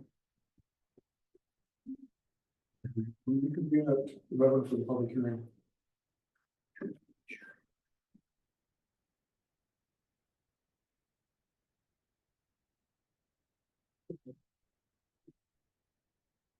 Yeah, that's usually me.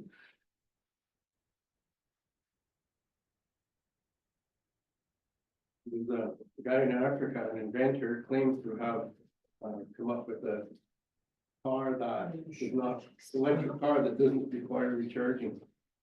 He's got some kind of device, apparently that he uses, says it runs on radio waves from the atmosphere to generate electricity.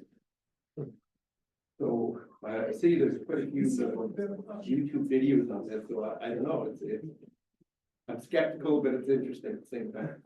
I'm nervous what you're saying. That radio waves is probably gonna nuke us. Well, Is it like an induced thing? well, no, it's using it waves that are there already in the atmosphere, and it calls it, microsonic generation. So, anyway, this guy, we banked quite a few things already, so, apparently they've had any kind of people assess it, they say it works, so. I don't know, things too good to be true, but I guess something to keep an eye on. Please text me the link, I would love to see that, that's interesting. Yeah, Africans are like, it's in Zimbabwe. taking over the world here. Is that Elon Musk is, Yeah, well, that was one of the videos, and Elon Musk is in trouble here. So I guess something to watch, I don't know, I can say I'm a little skeptical, it sounds good to be true, but there's quite a bit of hype around it, and it's got support from the government, and it's in a partnership with the Chinese company that's providing the cars, but he developed this generator on his own. Okay.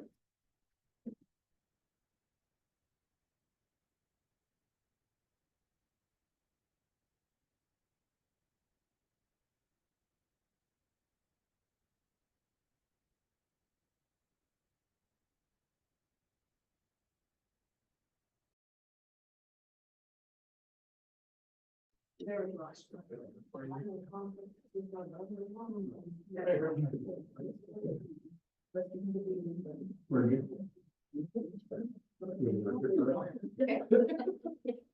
all right, reconvene.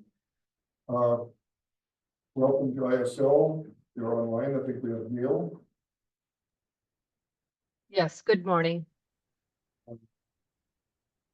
So we're going to move back on the agenda to page 1.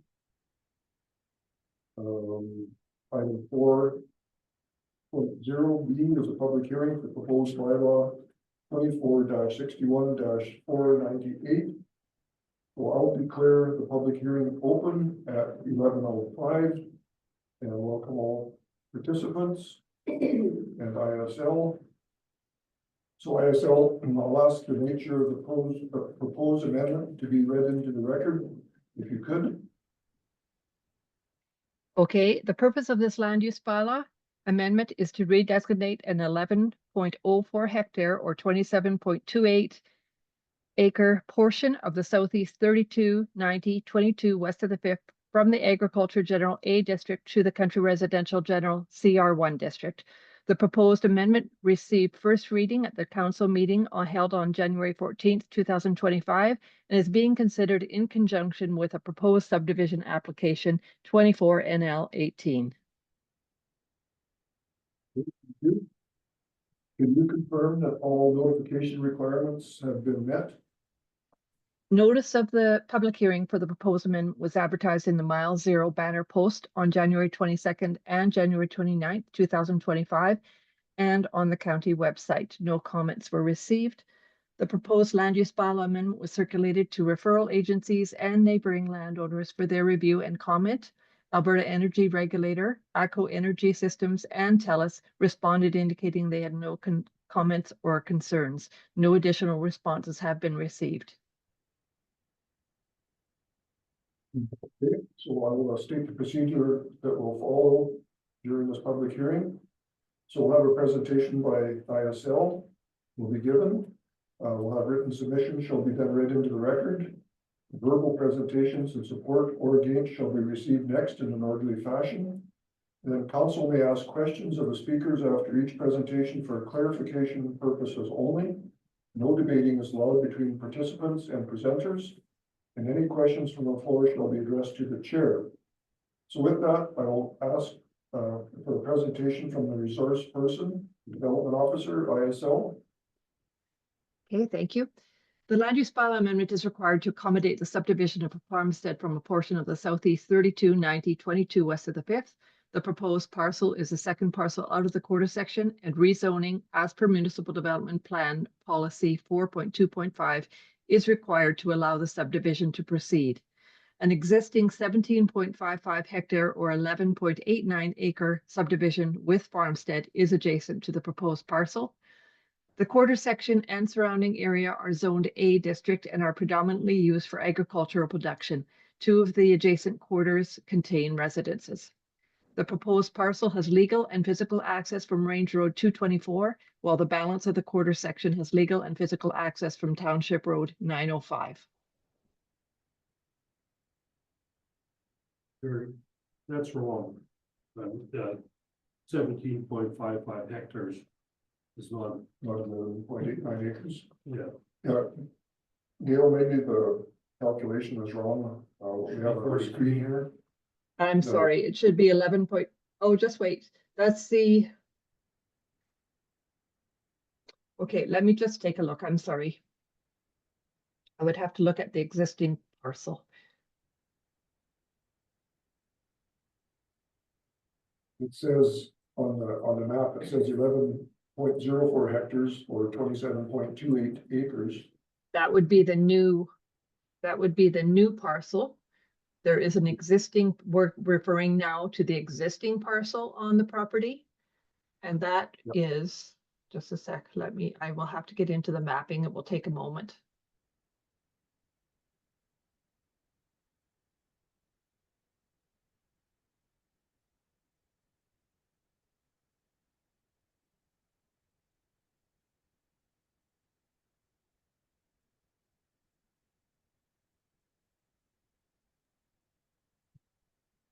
So this is one of the very close 11.05. Yeah, so Gail, the existing is 11.89 acres. That's So I right. think it's just the conversion there is wrong.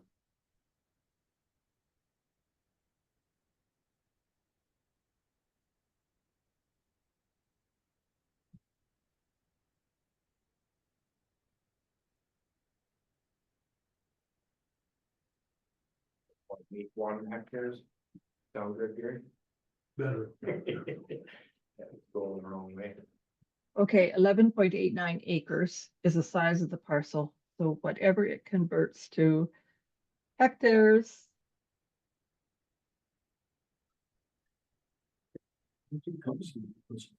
Its batteries are dead again. I'm good, but like, already, you're so. Yeah. What's it, Mark? I'm starting to wonder. We need to.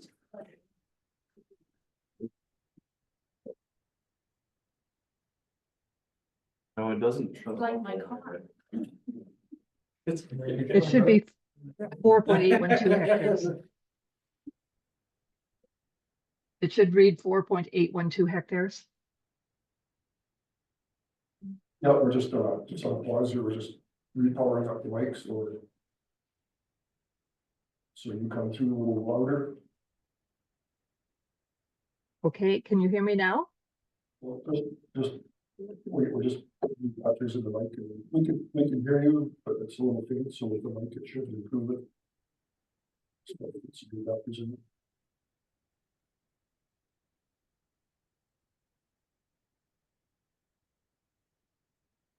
Okay, go ahead there now, Gail.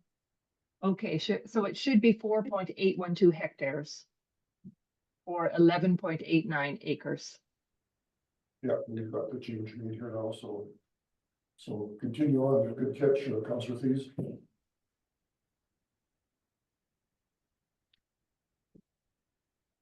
So Will you finish your presentation, Gail? yes, my presentation is complete. Okay.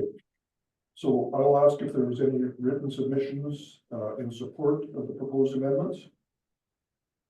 To date, no written submissions in support were received.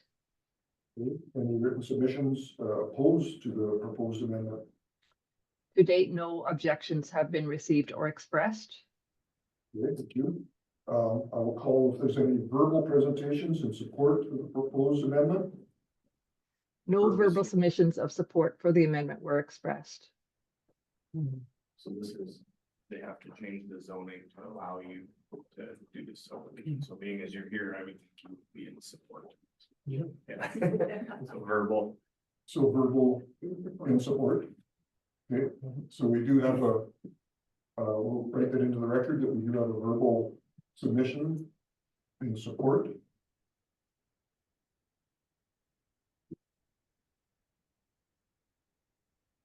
Okay, good. So I'll ask if there's any verbal presentations opposed, and I see nobody else in the room. Okay, no verbal submissions opposed to the amendment were expressed. That's correct. Okay, so with that, I will call for your recommendation, you know. Okay, it is recommended that the proposed bylaw amendment be approved. Okay. Short and sweet. So I will ask if there are any questions from council. Kaylin, are you following along? Yep, nothing from me. I'm good. Is that to the changing of the map or? Yeah, I'm trying to know something, the map being corrected. Well, no, the map we got is right, isn't it? The size correction wasn't even the parcel we're talking Oh, about. It was no. just describing the Previous. existing. Gotcha, Yeah. okay. So I don't think it matters. Mistake. I think they'll- Okay, hearing no questions from council, I will declare the public hearing closed at 11:14. So now we can go back to 5.0, proposed bylaw 24-61-498. Let Teresa get that up on her screen. There you go. So I need a motion to give second reading to bylaw 24-61-498 to redesignate a portion of land from A district to CR1 district within the county. Okay, Councillor Destin makes that motion. All in favor? Galen? In favor. Thank you. And now we want to move to third and final reading. I'll move, Terry. Okay. Councillor Shug gives third and final reading to the same bylaw to designate as stated. All in favor? Carried. Now we can jump to page 2. 6.1, 6.6.1. Item A, subdivision application, I'll let you find it in their package. They're gonna do the same.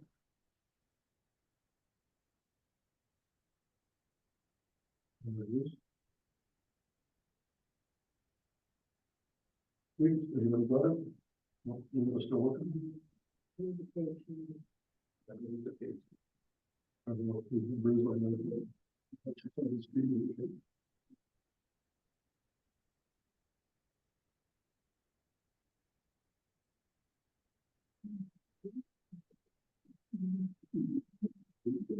Sixty-eight.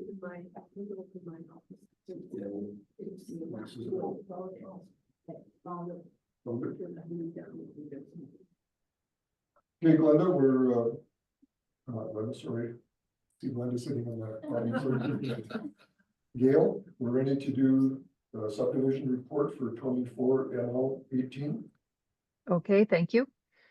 The applicant proposes to subdivide an 11.04 hectare or 27.28 acre parcel from the southeast 329022 west of the 5th for a farmstead separation. The proposed parcel would be the second parcel subdivided from the quarter section. The proposed parcel is located at the northwest corner of Range Road 224 and Township Road 905 and 12 kilometers southeast of the town of Manning. The quarter section, an existing parcel, and the proposed parcel are designated Agriculture General A District. The proposed parcel surrounds both the south and the west boundary of the existing parcel and is considered to have a panhandle with the building site located midway through the quarter section. The panhandle is located to the north of the building site and the pasture land is located to the south. The western boundary of the proposed parcel is defined by a windrow of trees. The quarter section and proposed parcel are not within any historical resource value classified land designation, and the proposed parcel is not within the Grimshaw Gravels Aquifer. The quarter section is not within a key wildlife biodiversity zone or an environmentally sensitive area. The proposed parcel is designated as Class 3 moderately severe limitation and Class 4 severe limitation soils. Although Class 3 soils are considered better agriculture land by the Municipal Development Plan, the presence of Class 4 soils indicates a poorer soil quality. The MDP allows for the Development Authority to exempt lands from the BAL definition, specifically when those lands are compatible with adjacent land uses.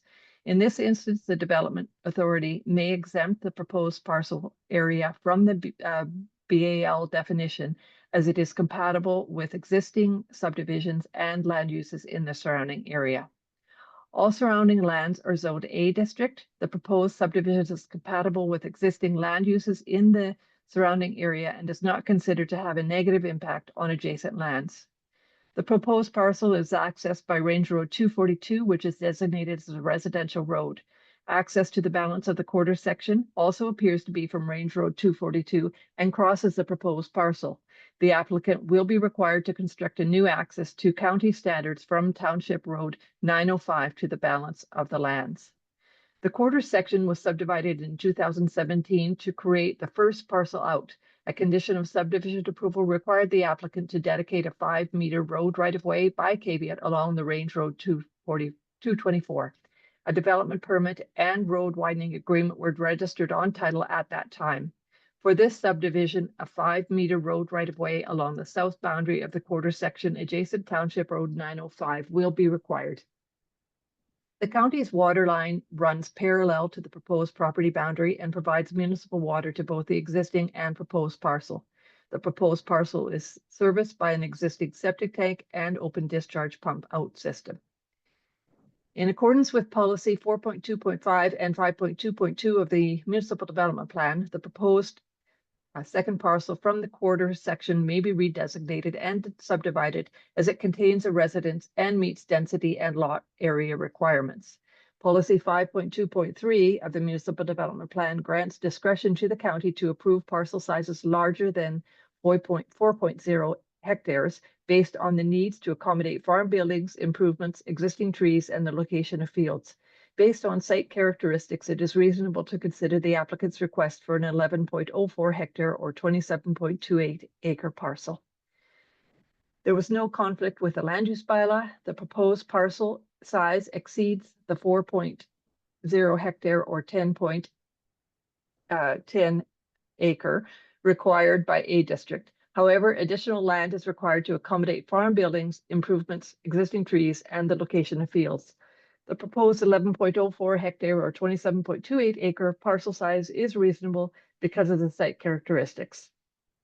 There is no conflict with the Municipal Government Act. Pursuant to section 654(2) of the Municipal Government Act, the county may approve a subdivision that does not comply with the land use bylaw, provided the proposed subdivision would not interfere with the amenities of the neighborhood or materially interfere with or affect the use, enjoyment, or value of neighboring parcels of land, and the proposed subdivision conforms with the use prescribed for that land in the land use bylaw. In accordance with section 661 of the Municipal Government Act, municipal reserve in the amount of 1.1 hectare or 2.73 acres is required. The county has indicated that municipal reserve is to be provided as money in place of land. The current private sewage system may not meet the separation distance requirements for an open discharge pump out system. Below are the current or the requirements. Section 8.7.2.1. Open discharge separation distance from a 2021 Alberta private sewage system standard of practice.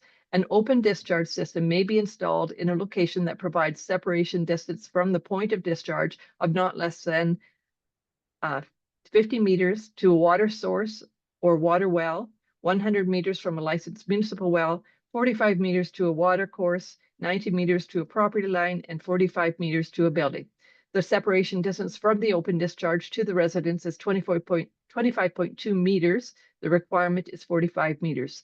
If the above separation distance cannot be achieved, I would recommend the homeowner contact Superior Safety Codes or the inspections group and ask for their opinion if they would grant a variance for the separation distance from the open discharge.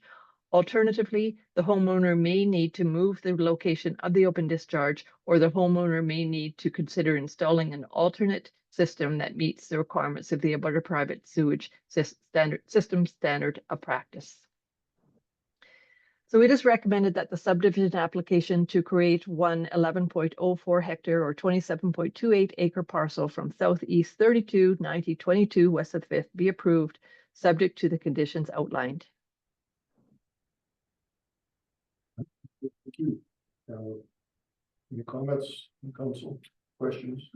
I just see that there's a road, a 5-meter road widening on, I think, Township Road 905.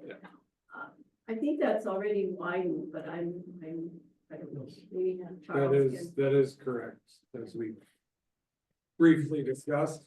It was widened back in the early 2000s. And from what I could tell from the quick little bit of research I did, we did purchase land on the south side of 905. So I don't believe there's reason to have the 5-meter variant or road widening caveat.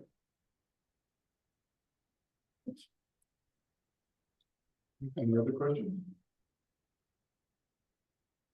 Okay, seeing none, looking for a motion to non-receipt of the application.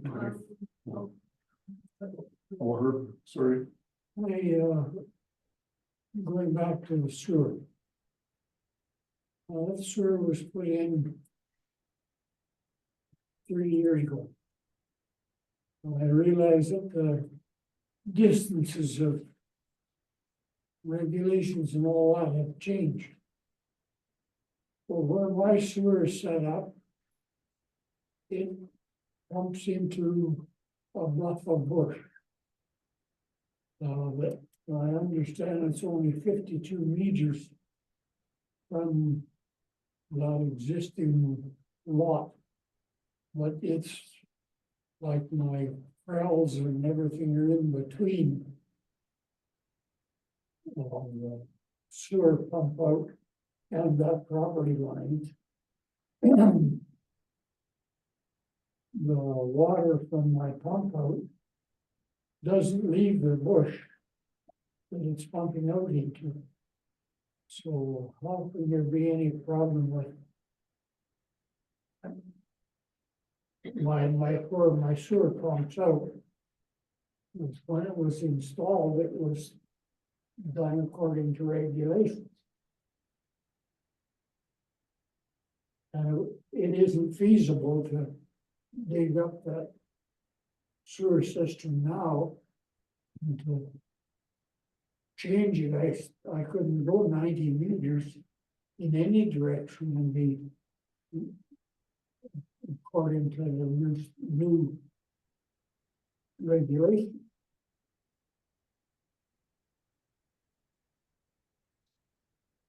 Gail, did you pick that up?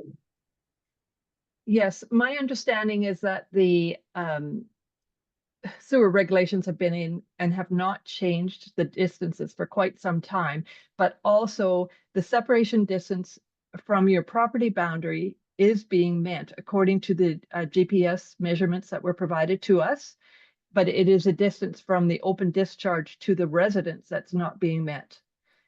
From the separation distance should be 45 meters from a residence, and it's only 25.2 meters. So I guess my suggestion is that you have an inspection of your sewer system, and they can ensure that it complies. If it doesn't comply, then they would either grant a variance or you would have to change it accordingly. Now, you're talking about like my residence is not okay distance from my residence? To the open discharge, yes. Or is it that property of Michelle and Norman's? Which It would be your residence. It's your residence that in my, we're talking about. see, at the time that was put in, you, Vanderpool Mark put it in, and I know at that time he measured it out where the pump out had to be at. And I'm not certain how many years ago, but that's probably about 35 years ago.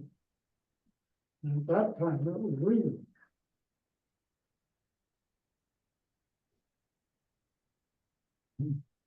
So, Gail, I mean, you say that you could be granted a variance to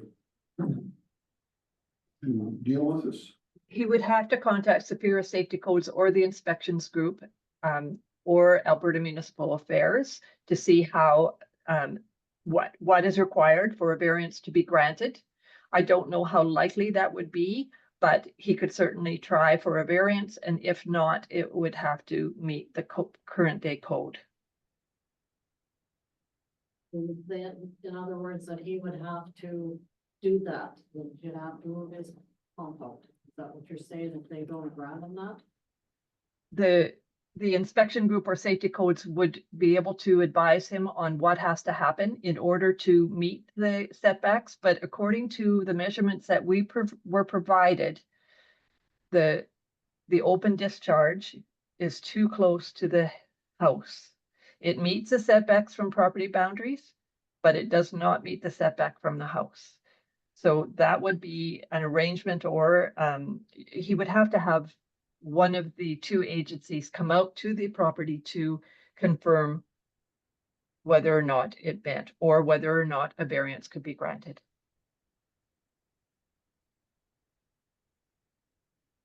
So can we not approve this subdivision then with how it With currently? that as a condition. Yeah, as a condition that, Well, number 4. Condition 4.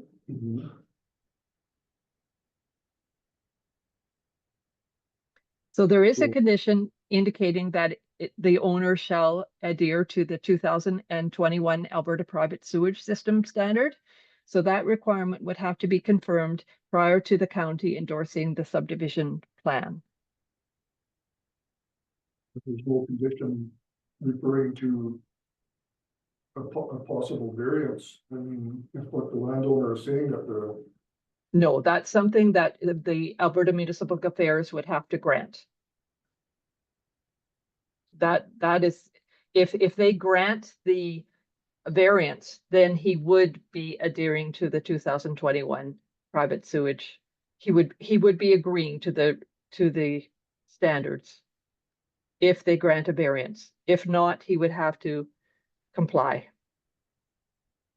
Yeah, so. Well, what would the regulations, I don't know what the regulations would have been when it was originally installed. That's what I'm trying to find. They make it impossible to track that down right now. So in my own discussions with Superior Safety, if you were adherent at the time it was constructed, they'll usually grant you a variance. You just cannot even find what the original distances were. So I don't know what they were.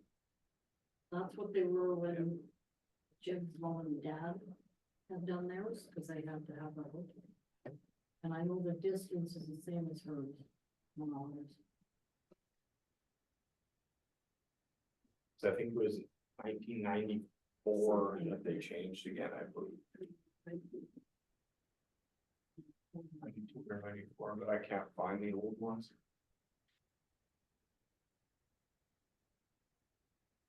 So I guess if you grant the subdivision with the conditions, and condition 4 says the applicant will adhere to 2021 standard. then that means he has to move it. I mean, that's not, I don't know, that's what I'm hearing what he wants to do, right? Unless they grant a variance. Unless they grant the variance, then it's okay. Yeah. Unless they- But. We have to wait. Well, we have to approve it. And then unless he has to adhere to what's in those 7 conditions, right? Yes. Until we find out if we get a variance, I mean, it's on hold, sort of, just like it was for the other ones. We can approve it as far as I understand, we can approve it pending those conditions. Yes. If all the conditions are met, then only will the actual surveyor sign off on the new map. And then we can take it to land titles for registration of the second parcel. But until that is received, they will not. If somebody is coming up with something. Okay, so what you're saying then, based on that, we can approve the subdivision. Right. And then, I guess the rest of it will unfold itself as surveyors and, Area safety and those guys. yeah, well, the private sewage system standard, you know. Well, where would you be suggesting that if I have to change the sewer outlet, where do I go with it? When I'm not getting too close to somebody else's property line. Your first option would be to go for a variance, so you don't have to move it. And we've got that information that we can give.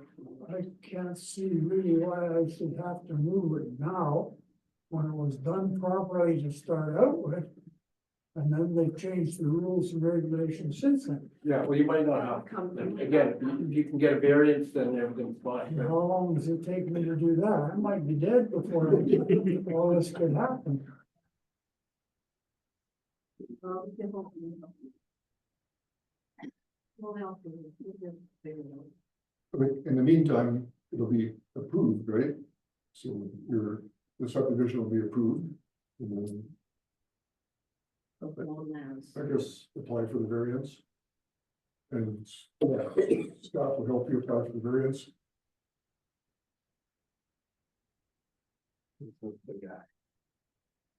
The problem, Herb, is we actually don't have jurisdiction over the rules. It's municipal affairs. I understand, it's not. But this is the guy that's gonna be able to answer all those questions, so I can keep that handy. Well, I'd like to make. Okay, I guess that's, To approve the To subdivision. approve the subdivision, but I'd like to remove, number 2, about the road widening, as, Charles says that he doesn't desire the 5-meter road right of way. Plus, we're gonna twin it. I don't see that happening. Okay, Gail, did you catch that? Yes, so you're removing condition number 2. I believe it was and I'm just trying to look, but I believe it was one of your, Charles, is Charles there? From here again. Okay, weren't you the one who asked for the road widening along 20 or 905? Yeah, so that, there was a bit of a misunderstanding there. That's my default answer because we require it everywhere else. But Okay, 905, after looking into it, was widened in the early 2000s. okay, good. I just wanted to confirm that because I'm sure that we had received notice from you asking for it. So yeah, that's fine that I will remove that from the Yeah. from conditions. Josh will beat me up later for that. So number 4 is, very prescriptive. If this system was put in 30, 40 years ago, where the setbacks might have been different, right? So I don't know that we wanna. But in municipal. You affairs, you they approve look every at single it subdivision like almost that this. you do with Yeah. this. And it's just left to the landowner to figure out. For sure. It is a standard condition that they comply with current day standards. And so I can't speak to all of them, but one of the most recent ones you guys did, we actually, the landowner had to go through with completely modifying. It was another one that was basically built on the intersection of 2 property boundaries, so it was very bad. They ended up having to design and replace the whole existing system. Cost about 60 grand, but they will, as I said, typically grant a variance if it met the requirements now. Yes. Yeah, but that is out of our control. Like I said, I can't even find what the setbacks were at the time online anymore.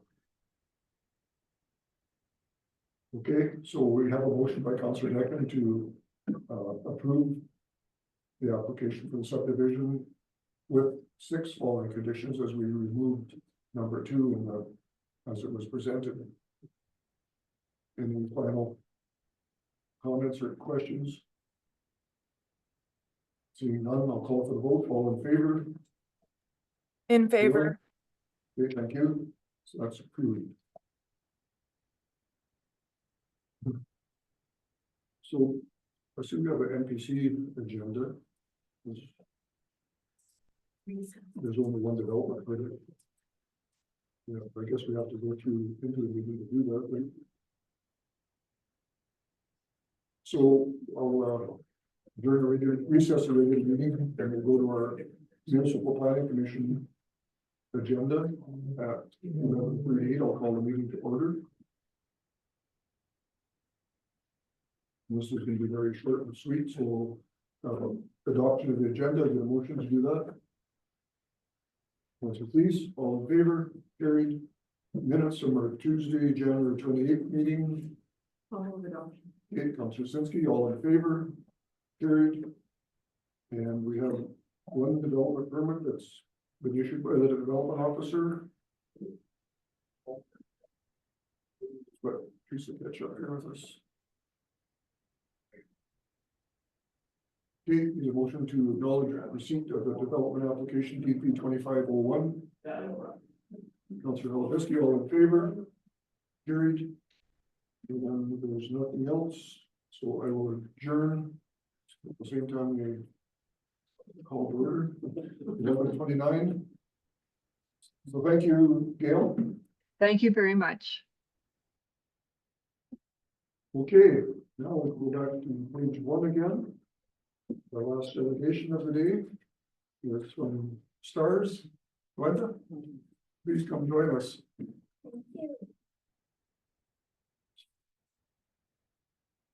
So, whether you met all of council before? I believe so. Okay. Yes, I've Okay, had, so, and we have Councillor Shug is joining us virtually today, so. okay, So, yeah, well, have you met Gerhard? yes, Okay. previously at other places and then again, so I'm very pleased to see that you have joined the County of Northern Lights. And we are too. Yes, I think it's a wonderful fit. Okay, so how about we just turn it over to you and you can, we got the PowerPoint on our screens here. Okay, Kayla, I'm hoping you can follow along. I got it. Okay, great. Well, I'm very pleased to see you once again and to bring you your annual update. And once again, formally thank you for 18 years in partnership together to support Stars Grand Prairie that serves northern residents. So, this year is our 40th anniversary of serving Albertans. So we're very excited about that and the fact that 40 years, but one mission, and that is to save lives. In a worst case scenario, Stars is your best hope. So I'm sure that all of you had heard last year that we did finally confirm that we have another 10-year affiliation agreement in place with Alberta Health Services. So this time, previously, we did have a 10-year agreement, expired in 2020, and we've been year to year ever since then. So that was at 20% government funding. So now we are at block funding of $15 million per year, which represents 46% of our operational budget.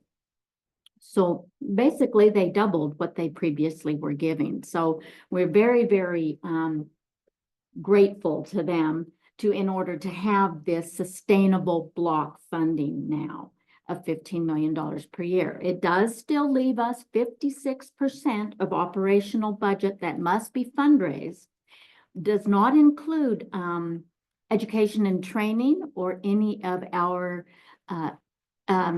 medical equipment, as well as administration costs. So we fundraise for all those aspects as well and work with lots of different donors to support that. Currently, our Stars Lottery is underway again. The Stars Lottery pays net funds. We usually are always at minimum $10 million net from the Stars Lottery. So that basically pays for one base in Alberta. So it's a really key resource that we significantly rely on. Next slide, please. So this is a bit of a year in review. It's a little bit dark, so I don't know. Hopefully you can see it clearer on your screens. So we'll just cover a few things. Last year, we flew over 3,900 missions. More than 1,700 of those were in Alberta alone. We have now reached more than 60,000 missions total flown since inception in 1985. We average 102 emergency requests every day. Of the incident types on the right-hand side, if we kind of just round up to give you a general idea, about 20% is cardiac, 20% would be vehicle incident, 20% would be other medical situations that occur, including stroke, and 20% trauma. So really gives you a good idea that of all of the critical nature of types of calls that we respond to. Next slide, please. So this is going to show you, and we'll do some series of clicks to show you kind of where we're at with the municipal support now across the entire province of Alberta and into northeastern BC. Since I last spoke with you, we have now added 10 rural and 16, not 15, 16 urban municipalities as well. So it's very much a united effort. We are at 94% of complete Alberta in partnership. So one click, please. So that highlights those that are still, they are contributing, but they are at a less than $2 per capita, which usually is our minimum request. One click, please. Now, the dark navy blue shows you all of the areas that are contributing at a minimum $2 per capita up to $90 per capita and everything in between. So you can see more than 75% of the entire province, including into northeastern BC, are all regional leaders at the minimum $2 or higher, which does include yourselves as well. You have been a regional leader ever since the beginning that you started supporting Stars Grand Prairie. Next, one click. So now the teal green will highlight our 9 provincial leaders. These are all represented on the helicopter. They are all at a fixed rate of support on standing motion, meaning like yourselves, they're at a fixed rate, so we do not see any fluctuation. We know what we can count on, but they're on a standing motion, which also means that we are a line item in their annual budget each year. So there is no fear of changing, with multi-year pledges. And then councils change and elections come and lots of things can really change. So these are the leaders, and most of the rural or the regional leaders, the ones that are in the dark navy, are also on standing motion and fixed rate. One more click, please. So now the red outlines will show you all of those regional leaders who are also, which includes yourselves, in partnership with their towns and villages that lie within their county boundaries. So all of the ones that are outlined in red have complete regional partnerships, which includes yourselves as well, because we also have a partnership with the town of Manning. So those mean that every single town and village that lies within a county's boundaries are also regional supporters. So we are really, there's 4 areas left in total that are represented in white that are not part of the municipal program.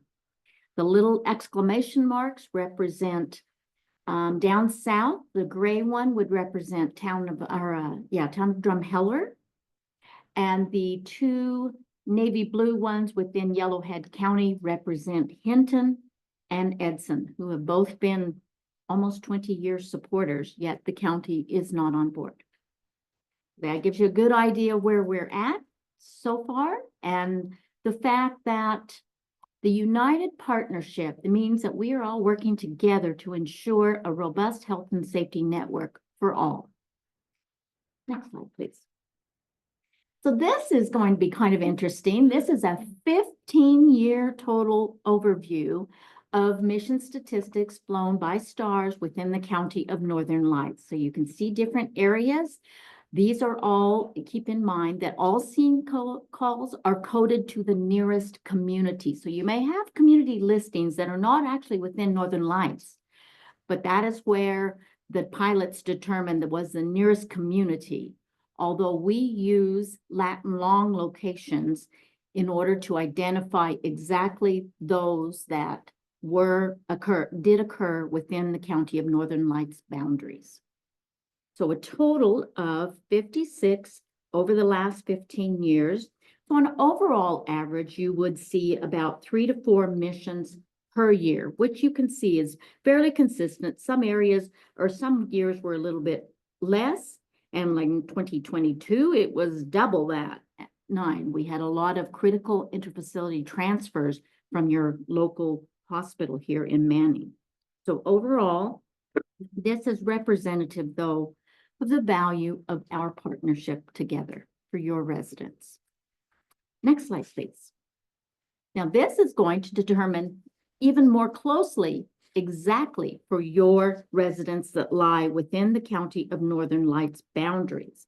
So a total of 28 residents have been flown since 2010. Now, on the right-hand side, though, you will notice, you'll see the blue outline of your boundaries. Of those 28 total area residents flown, 20 were picked up in Manning, but 8 were flown from 6 other locations listed across the bottom, across 2 provinces. So once again, really showing the value of our partnership together in the fact that your residents can travel across Western Canada and STARS is available to them at no cost. Next slide, please. So I wanted to give you kind of an insight into a day in the life of STARS crew. STARS is borderless. We are 6 bases across Western Canada, averaging 11 missions every day. More than 60,000 have been flown to date. Our air medical crew are actually cross-trained for each other's roles. So our critical care ICU nurse, as well as our advanced life support paramedics, they cross-train for each other's roles. And all crew and all assets cross all borders. So there is no stopping us, you know, sometimes we've had incidents or multi-casualty incidents where we've had other assets from other provinces also respond. So this is one day in the life of STARS. So you'll see on this particular day, there was 18 different total dispatches, not 11, 18. We've had some that were even more than 20. Number 3, now that was for a neonatal baby. So it was determined that the best response would be to bring the NICU team with us, which we did. And that baby went by ground ambulance with the specialty team. We can also bring the specialty teams of the cardiac team from either the Foothills Hospital or the Edmonton Cardiac Center. Number 6 was a rollover, but once we got further information through our Emergency Link Center and our transport physicians that are in the Emergency Link Center, they determine the best mode of transport. They determine the best receiving hospital as well. So once we got further information, although we were dispatched and en route, it was determined that that was not medically required now. And so we were turned around in order to be ready for the next critical patient. Number 7 was a workshop explosion. It was determined once we were dispatched again en route with further information, the transport physicians decided to coordinate with fixed wing, and that patient went by alternate transport. So we were again turned around. Number 10 was out of Grand Prairie. This particular one, it was determined that the condition of this patient, he was unable to fly, whether there was respiratory issues, something where that patient could not, handle the air pressures as well. So we went by ground ambulance, our crew members, to bring critical care, but also in order to accommodate the best needs of that patient. Our crew went by ground ambulance. Our crew are able to go with critical patients on ground ambulance, fixed wing, any mode of transport in order to provide the critical care expertise. So it gives you a really good idea of how versatile we need to be. And if you look at the descriptions, all the different things that are critical that happened in one day across our 6 bases. Next slide, please. This is brand new news as well. There's a new medication for hemorrhage control called fibrinogen. So now we have added this. We continue to be an innovative leader. And with that, we've seen so many massive, severe hemorrhaging patients in recent years. And so we had always previously carried 2 units of universal blood. This is blood that can be accepted by any one of us. Because of what the different types of cases we've seen in the last 2 years, we have bolstered that and increased to carrying 4 units of universal blood now. And now in addition, we have this new fibrinogen.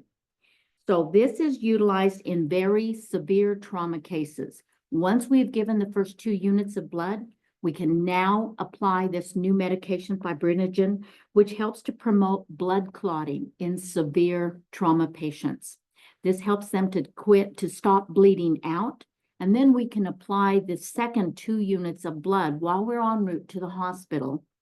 And this really is a game changer for severe trauma patients in being able to minimize any patients that are bleeding out. It's a great advancement, especially for rural areas where, we're very far removed from tertiary care, and having this extra opportunity to now have this medication on board is really essential for these types of patients. Next slide, please. And of course, after 37 years of STARS history, we did fly our longest mission. It was for a hunter in the rugged northern BC mountains on a riverbank happening at dusk. STARS Grand Prairie was literally Doug McTavish's only hope for survival. He had a massive heart attack. Through our Emergency Link Center, we were able to coordinate, as you'll see on the map, all the different areas that they coordinated, all the refueling stops. our Grand Prairie crew got ready and readied everything that they were going to possibly need for this very long mission. We stopped in Fort Nelson for refueling, then continued on to Chi House in the dark in order to locate this patient on the riverbank, be able to stabilize him before we could put him on board, then had to fly to Watson Lake for refueling, back to Fort Nelson, and then back to Grand Prairie, where our transport physicians also coordinated immediately once we arrived, that this patient went directly onto the fixed wing and then to Edmonton to the cardiac cath lab. More than 2,400 liters of fuel was used, more than 1,700 kilometers were flown. They said if you fly this in a straight line, it was flying from Calgary to Los Angeles. 8.2 total flight hours, but more importantly, more than 5 hours in the air managing a severely critical patient, and 1 life saved. He came back with his family to be reunited with his actual crew at the Grand Prairie base. It was a very tearful, emotional tribute to critical care being provided anywhere. The number of circles, that's just the number of legs or the legs, or is that stipulated to the hours? Those are just the stopping points. The little circles are the stopping points where we had to refuel. So we've stopped in Fort Nelson, refueled, then we went to Chi House, searched up and down the riverbank until we found him. Then once we had him stabilized and was able to put him on board, then we flew to Watson Lake, that's the next point, right, in order to refuel again, back to Fort Nelson in order to make the long trek to get to Grand Prairie. And then we landed like right next to where fixed wing was waiting for him, immediately transferred him over, and then he went to the cardiac cath lab. Next slide, please. So in closing, I would like to say again, thank you, County of Northern Lights. We thank you so much for standing by our side for 18 years. We've been partners in saving lives. You are a regional leader. We thank you for the fact that you have always remained at a fixed rate of support of $20,000 per year since 2007, since the beginning of STARS Grand Prairie. Your pledge, it's always been on a multi-year, 4-year pledge, which expires this year. My request to you is to maintain what you have done for us for 18 years, still at $20,000 per year fixed rate of support, but I'm asking you to join the 75% of those regional leaders across the province that I showed you in moving to a standing motion, meaning that we would be a budgeted item in your budget each year. The benefits is the fact that we are now providing physical response as well as virtual care consultation. This is a great asset for your local medical professionals at your hospital.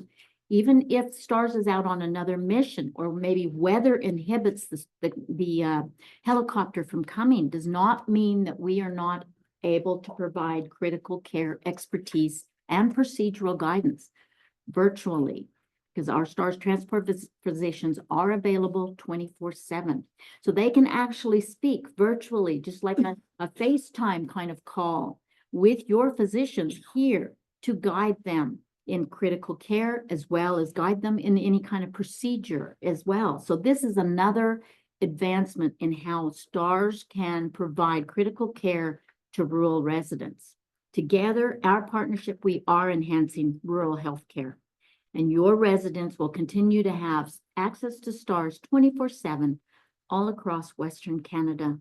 But more importantly, we celebrate 40 years of maintaining as a charitable entity and no cost to the patient because of your partnership. So we appreciate your consideration to continue to provide for us, and that we will have that sustainable funding that we know we can count on as the mission rates continue to increase over the years. And we will still be here to serve our children and our residents for the next 40 years. Thank you.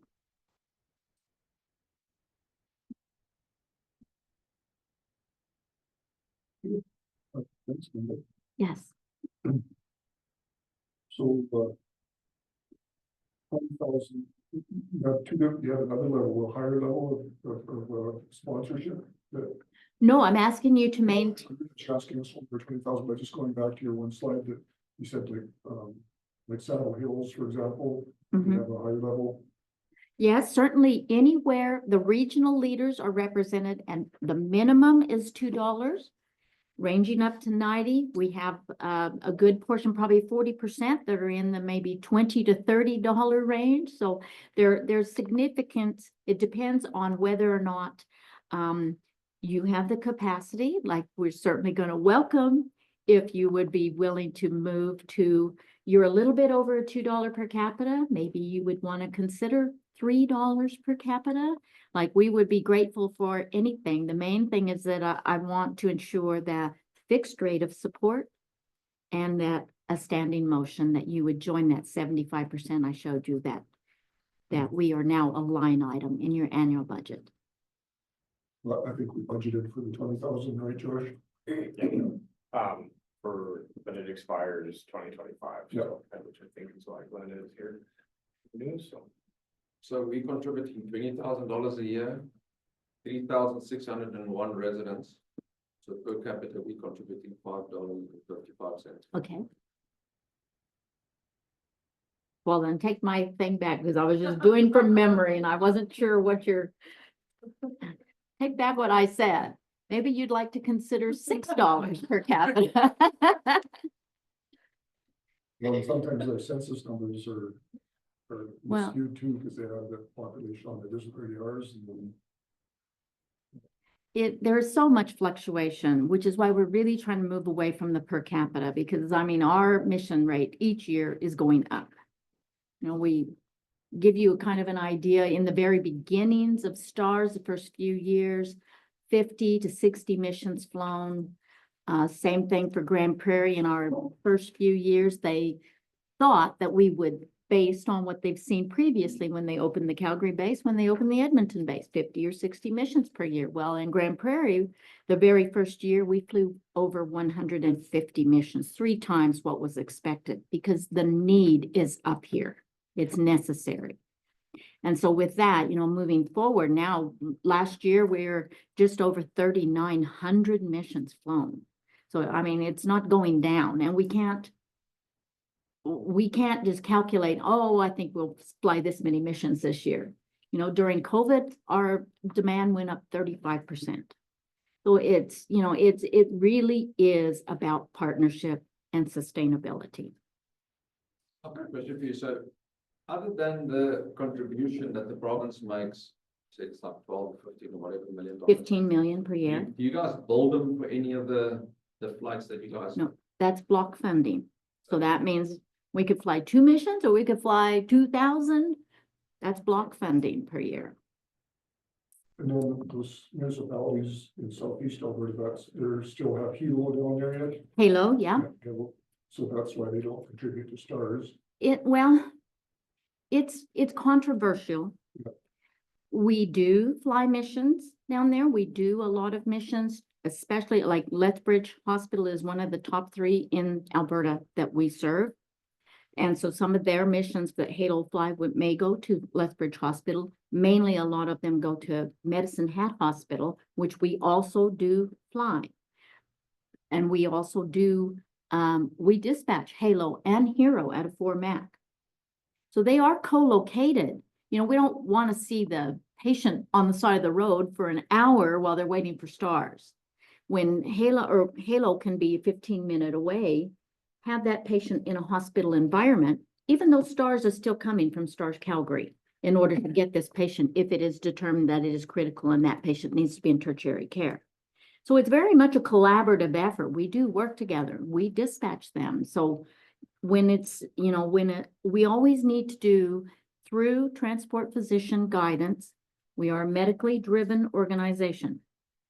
So they make the determinants on what is best for each patient that's critical. So it is a collaborative effort, and that's how, you know, they are dispatched then is through, if it's critical, then our transport physicians will make that determination. So Halo, do they carry the same level of care that STARS? No, We are considered critical care. There's 3 different levels: basic life, advanced life support, and critical care. And STARS is the dedicated critical care provider in Alberta.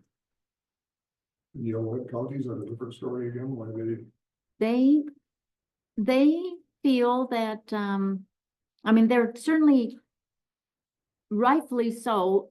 Their view is that we should just be 100% government funded. And if not, then they do not choose to be a participant. Yet their 2 main towns have been participants all along, right? So they are, rightfully so, you know, entitled to their opinion and the way they see the world. And we doesn't mean that we are not flying missions within Yellowhead County they or don't refuse this because they don't. no, absolutely not. We are a charitable organization that's available to anyone who needs us. Maybe new council coming in this fall, maybe they'll have a different view on it, so. Well, I continue to work with them each year. I bring them an update. I bring them further information. I've been working with them for many years. Try it. Any questions from Linda?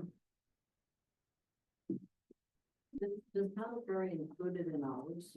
That's what I'm trying to. Is- Paddleberry maybe selling. Cause when I'm driving down the highway, you go through Paddleberry, it says County of Northern Lights to unmute Mackenzie County. I think that's all the highway. Yep, well, they're on both sides. They're on both sides. They're on both sides after. I believe that they're counted through our statistic count. I don't see, well, it says near Paddle Prairie. So again, we would have, for that mission or 2 missions there, we would have identified by the actual location that it was within your county boundaries. That's what I'm thinking. Well, for those 2 missions, you know, it could be 2 missions that are near Paddle Prairie that actually happen to be in Mackenzie County, that on Mackenzie County stats, it's going to show 2 different missions. You know what I mean?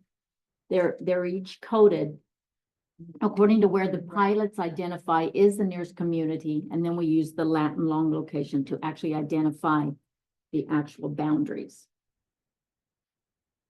Okay, anything else? Well, thanks, Linda. And we're at the end of our meeting, which is where we usually make these decisions for locations. So we're gonna do that right now. Thank you. With the council's input, the decision on making a motion to continue funding the 20,000 with a standing motion. I mean, I think it's a very valuable service. So you save 1 life, I don't know what kind of price you put on that, so. So So I'll make a motion that we. I think it's worth on the value.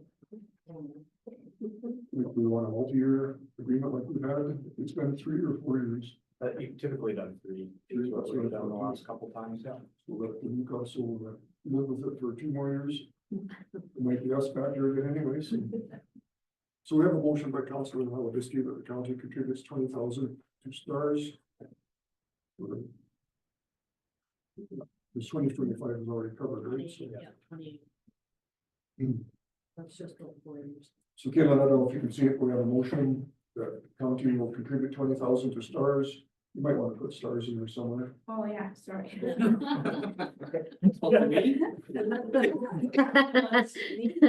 For 2026, 2027, and 2028. Yep, sounds good. I'm in favor. Yours already. Any further discussion?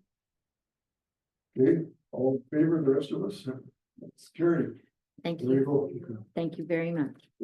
I did bring you an LI impact report again, as well as the latest newsletter and the 20th anniversary calendar. Lots of great little tidbits in here and a set to that. Would you please pass on to the fire department? We really love them. We can't do what we do best without them. Okay. Okay, thank you so much. It's always so great to see you. you. Absolutely. I hope to see you at this time next year, each one of you. Thank you.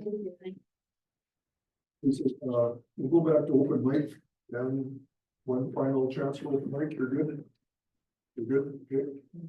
Here, we got a couple of in-camera discussions, so. Glenda, just hit the green button to get out, it'll be locked. Doors are locked. What about the photo? The photo Do you want to photo? with the. Remember, Yeah. we can do, do you want to do that? Yeah. Grab her then, don't let her leave. Josh, John. Nobody. we're gonna do a budget presentation to start. 1,000 should deserve that. Even though it's not the next year, but.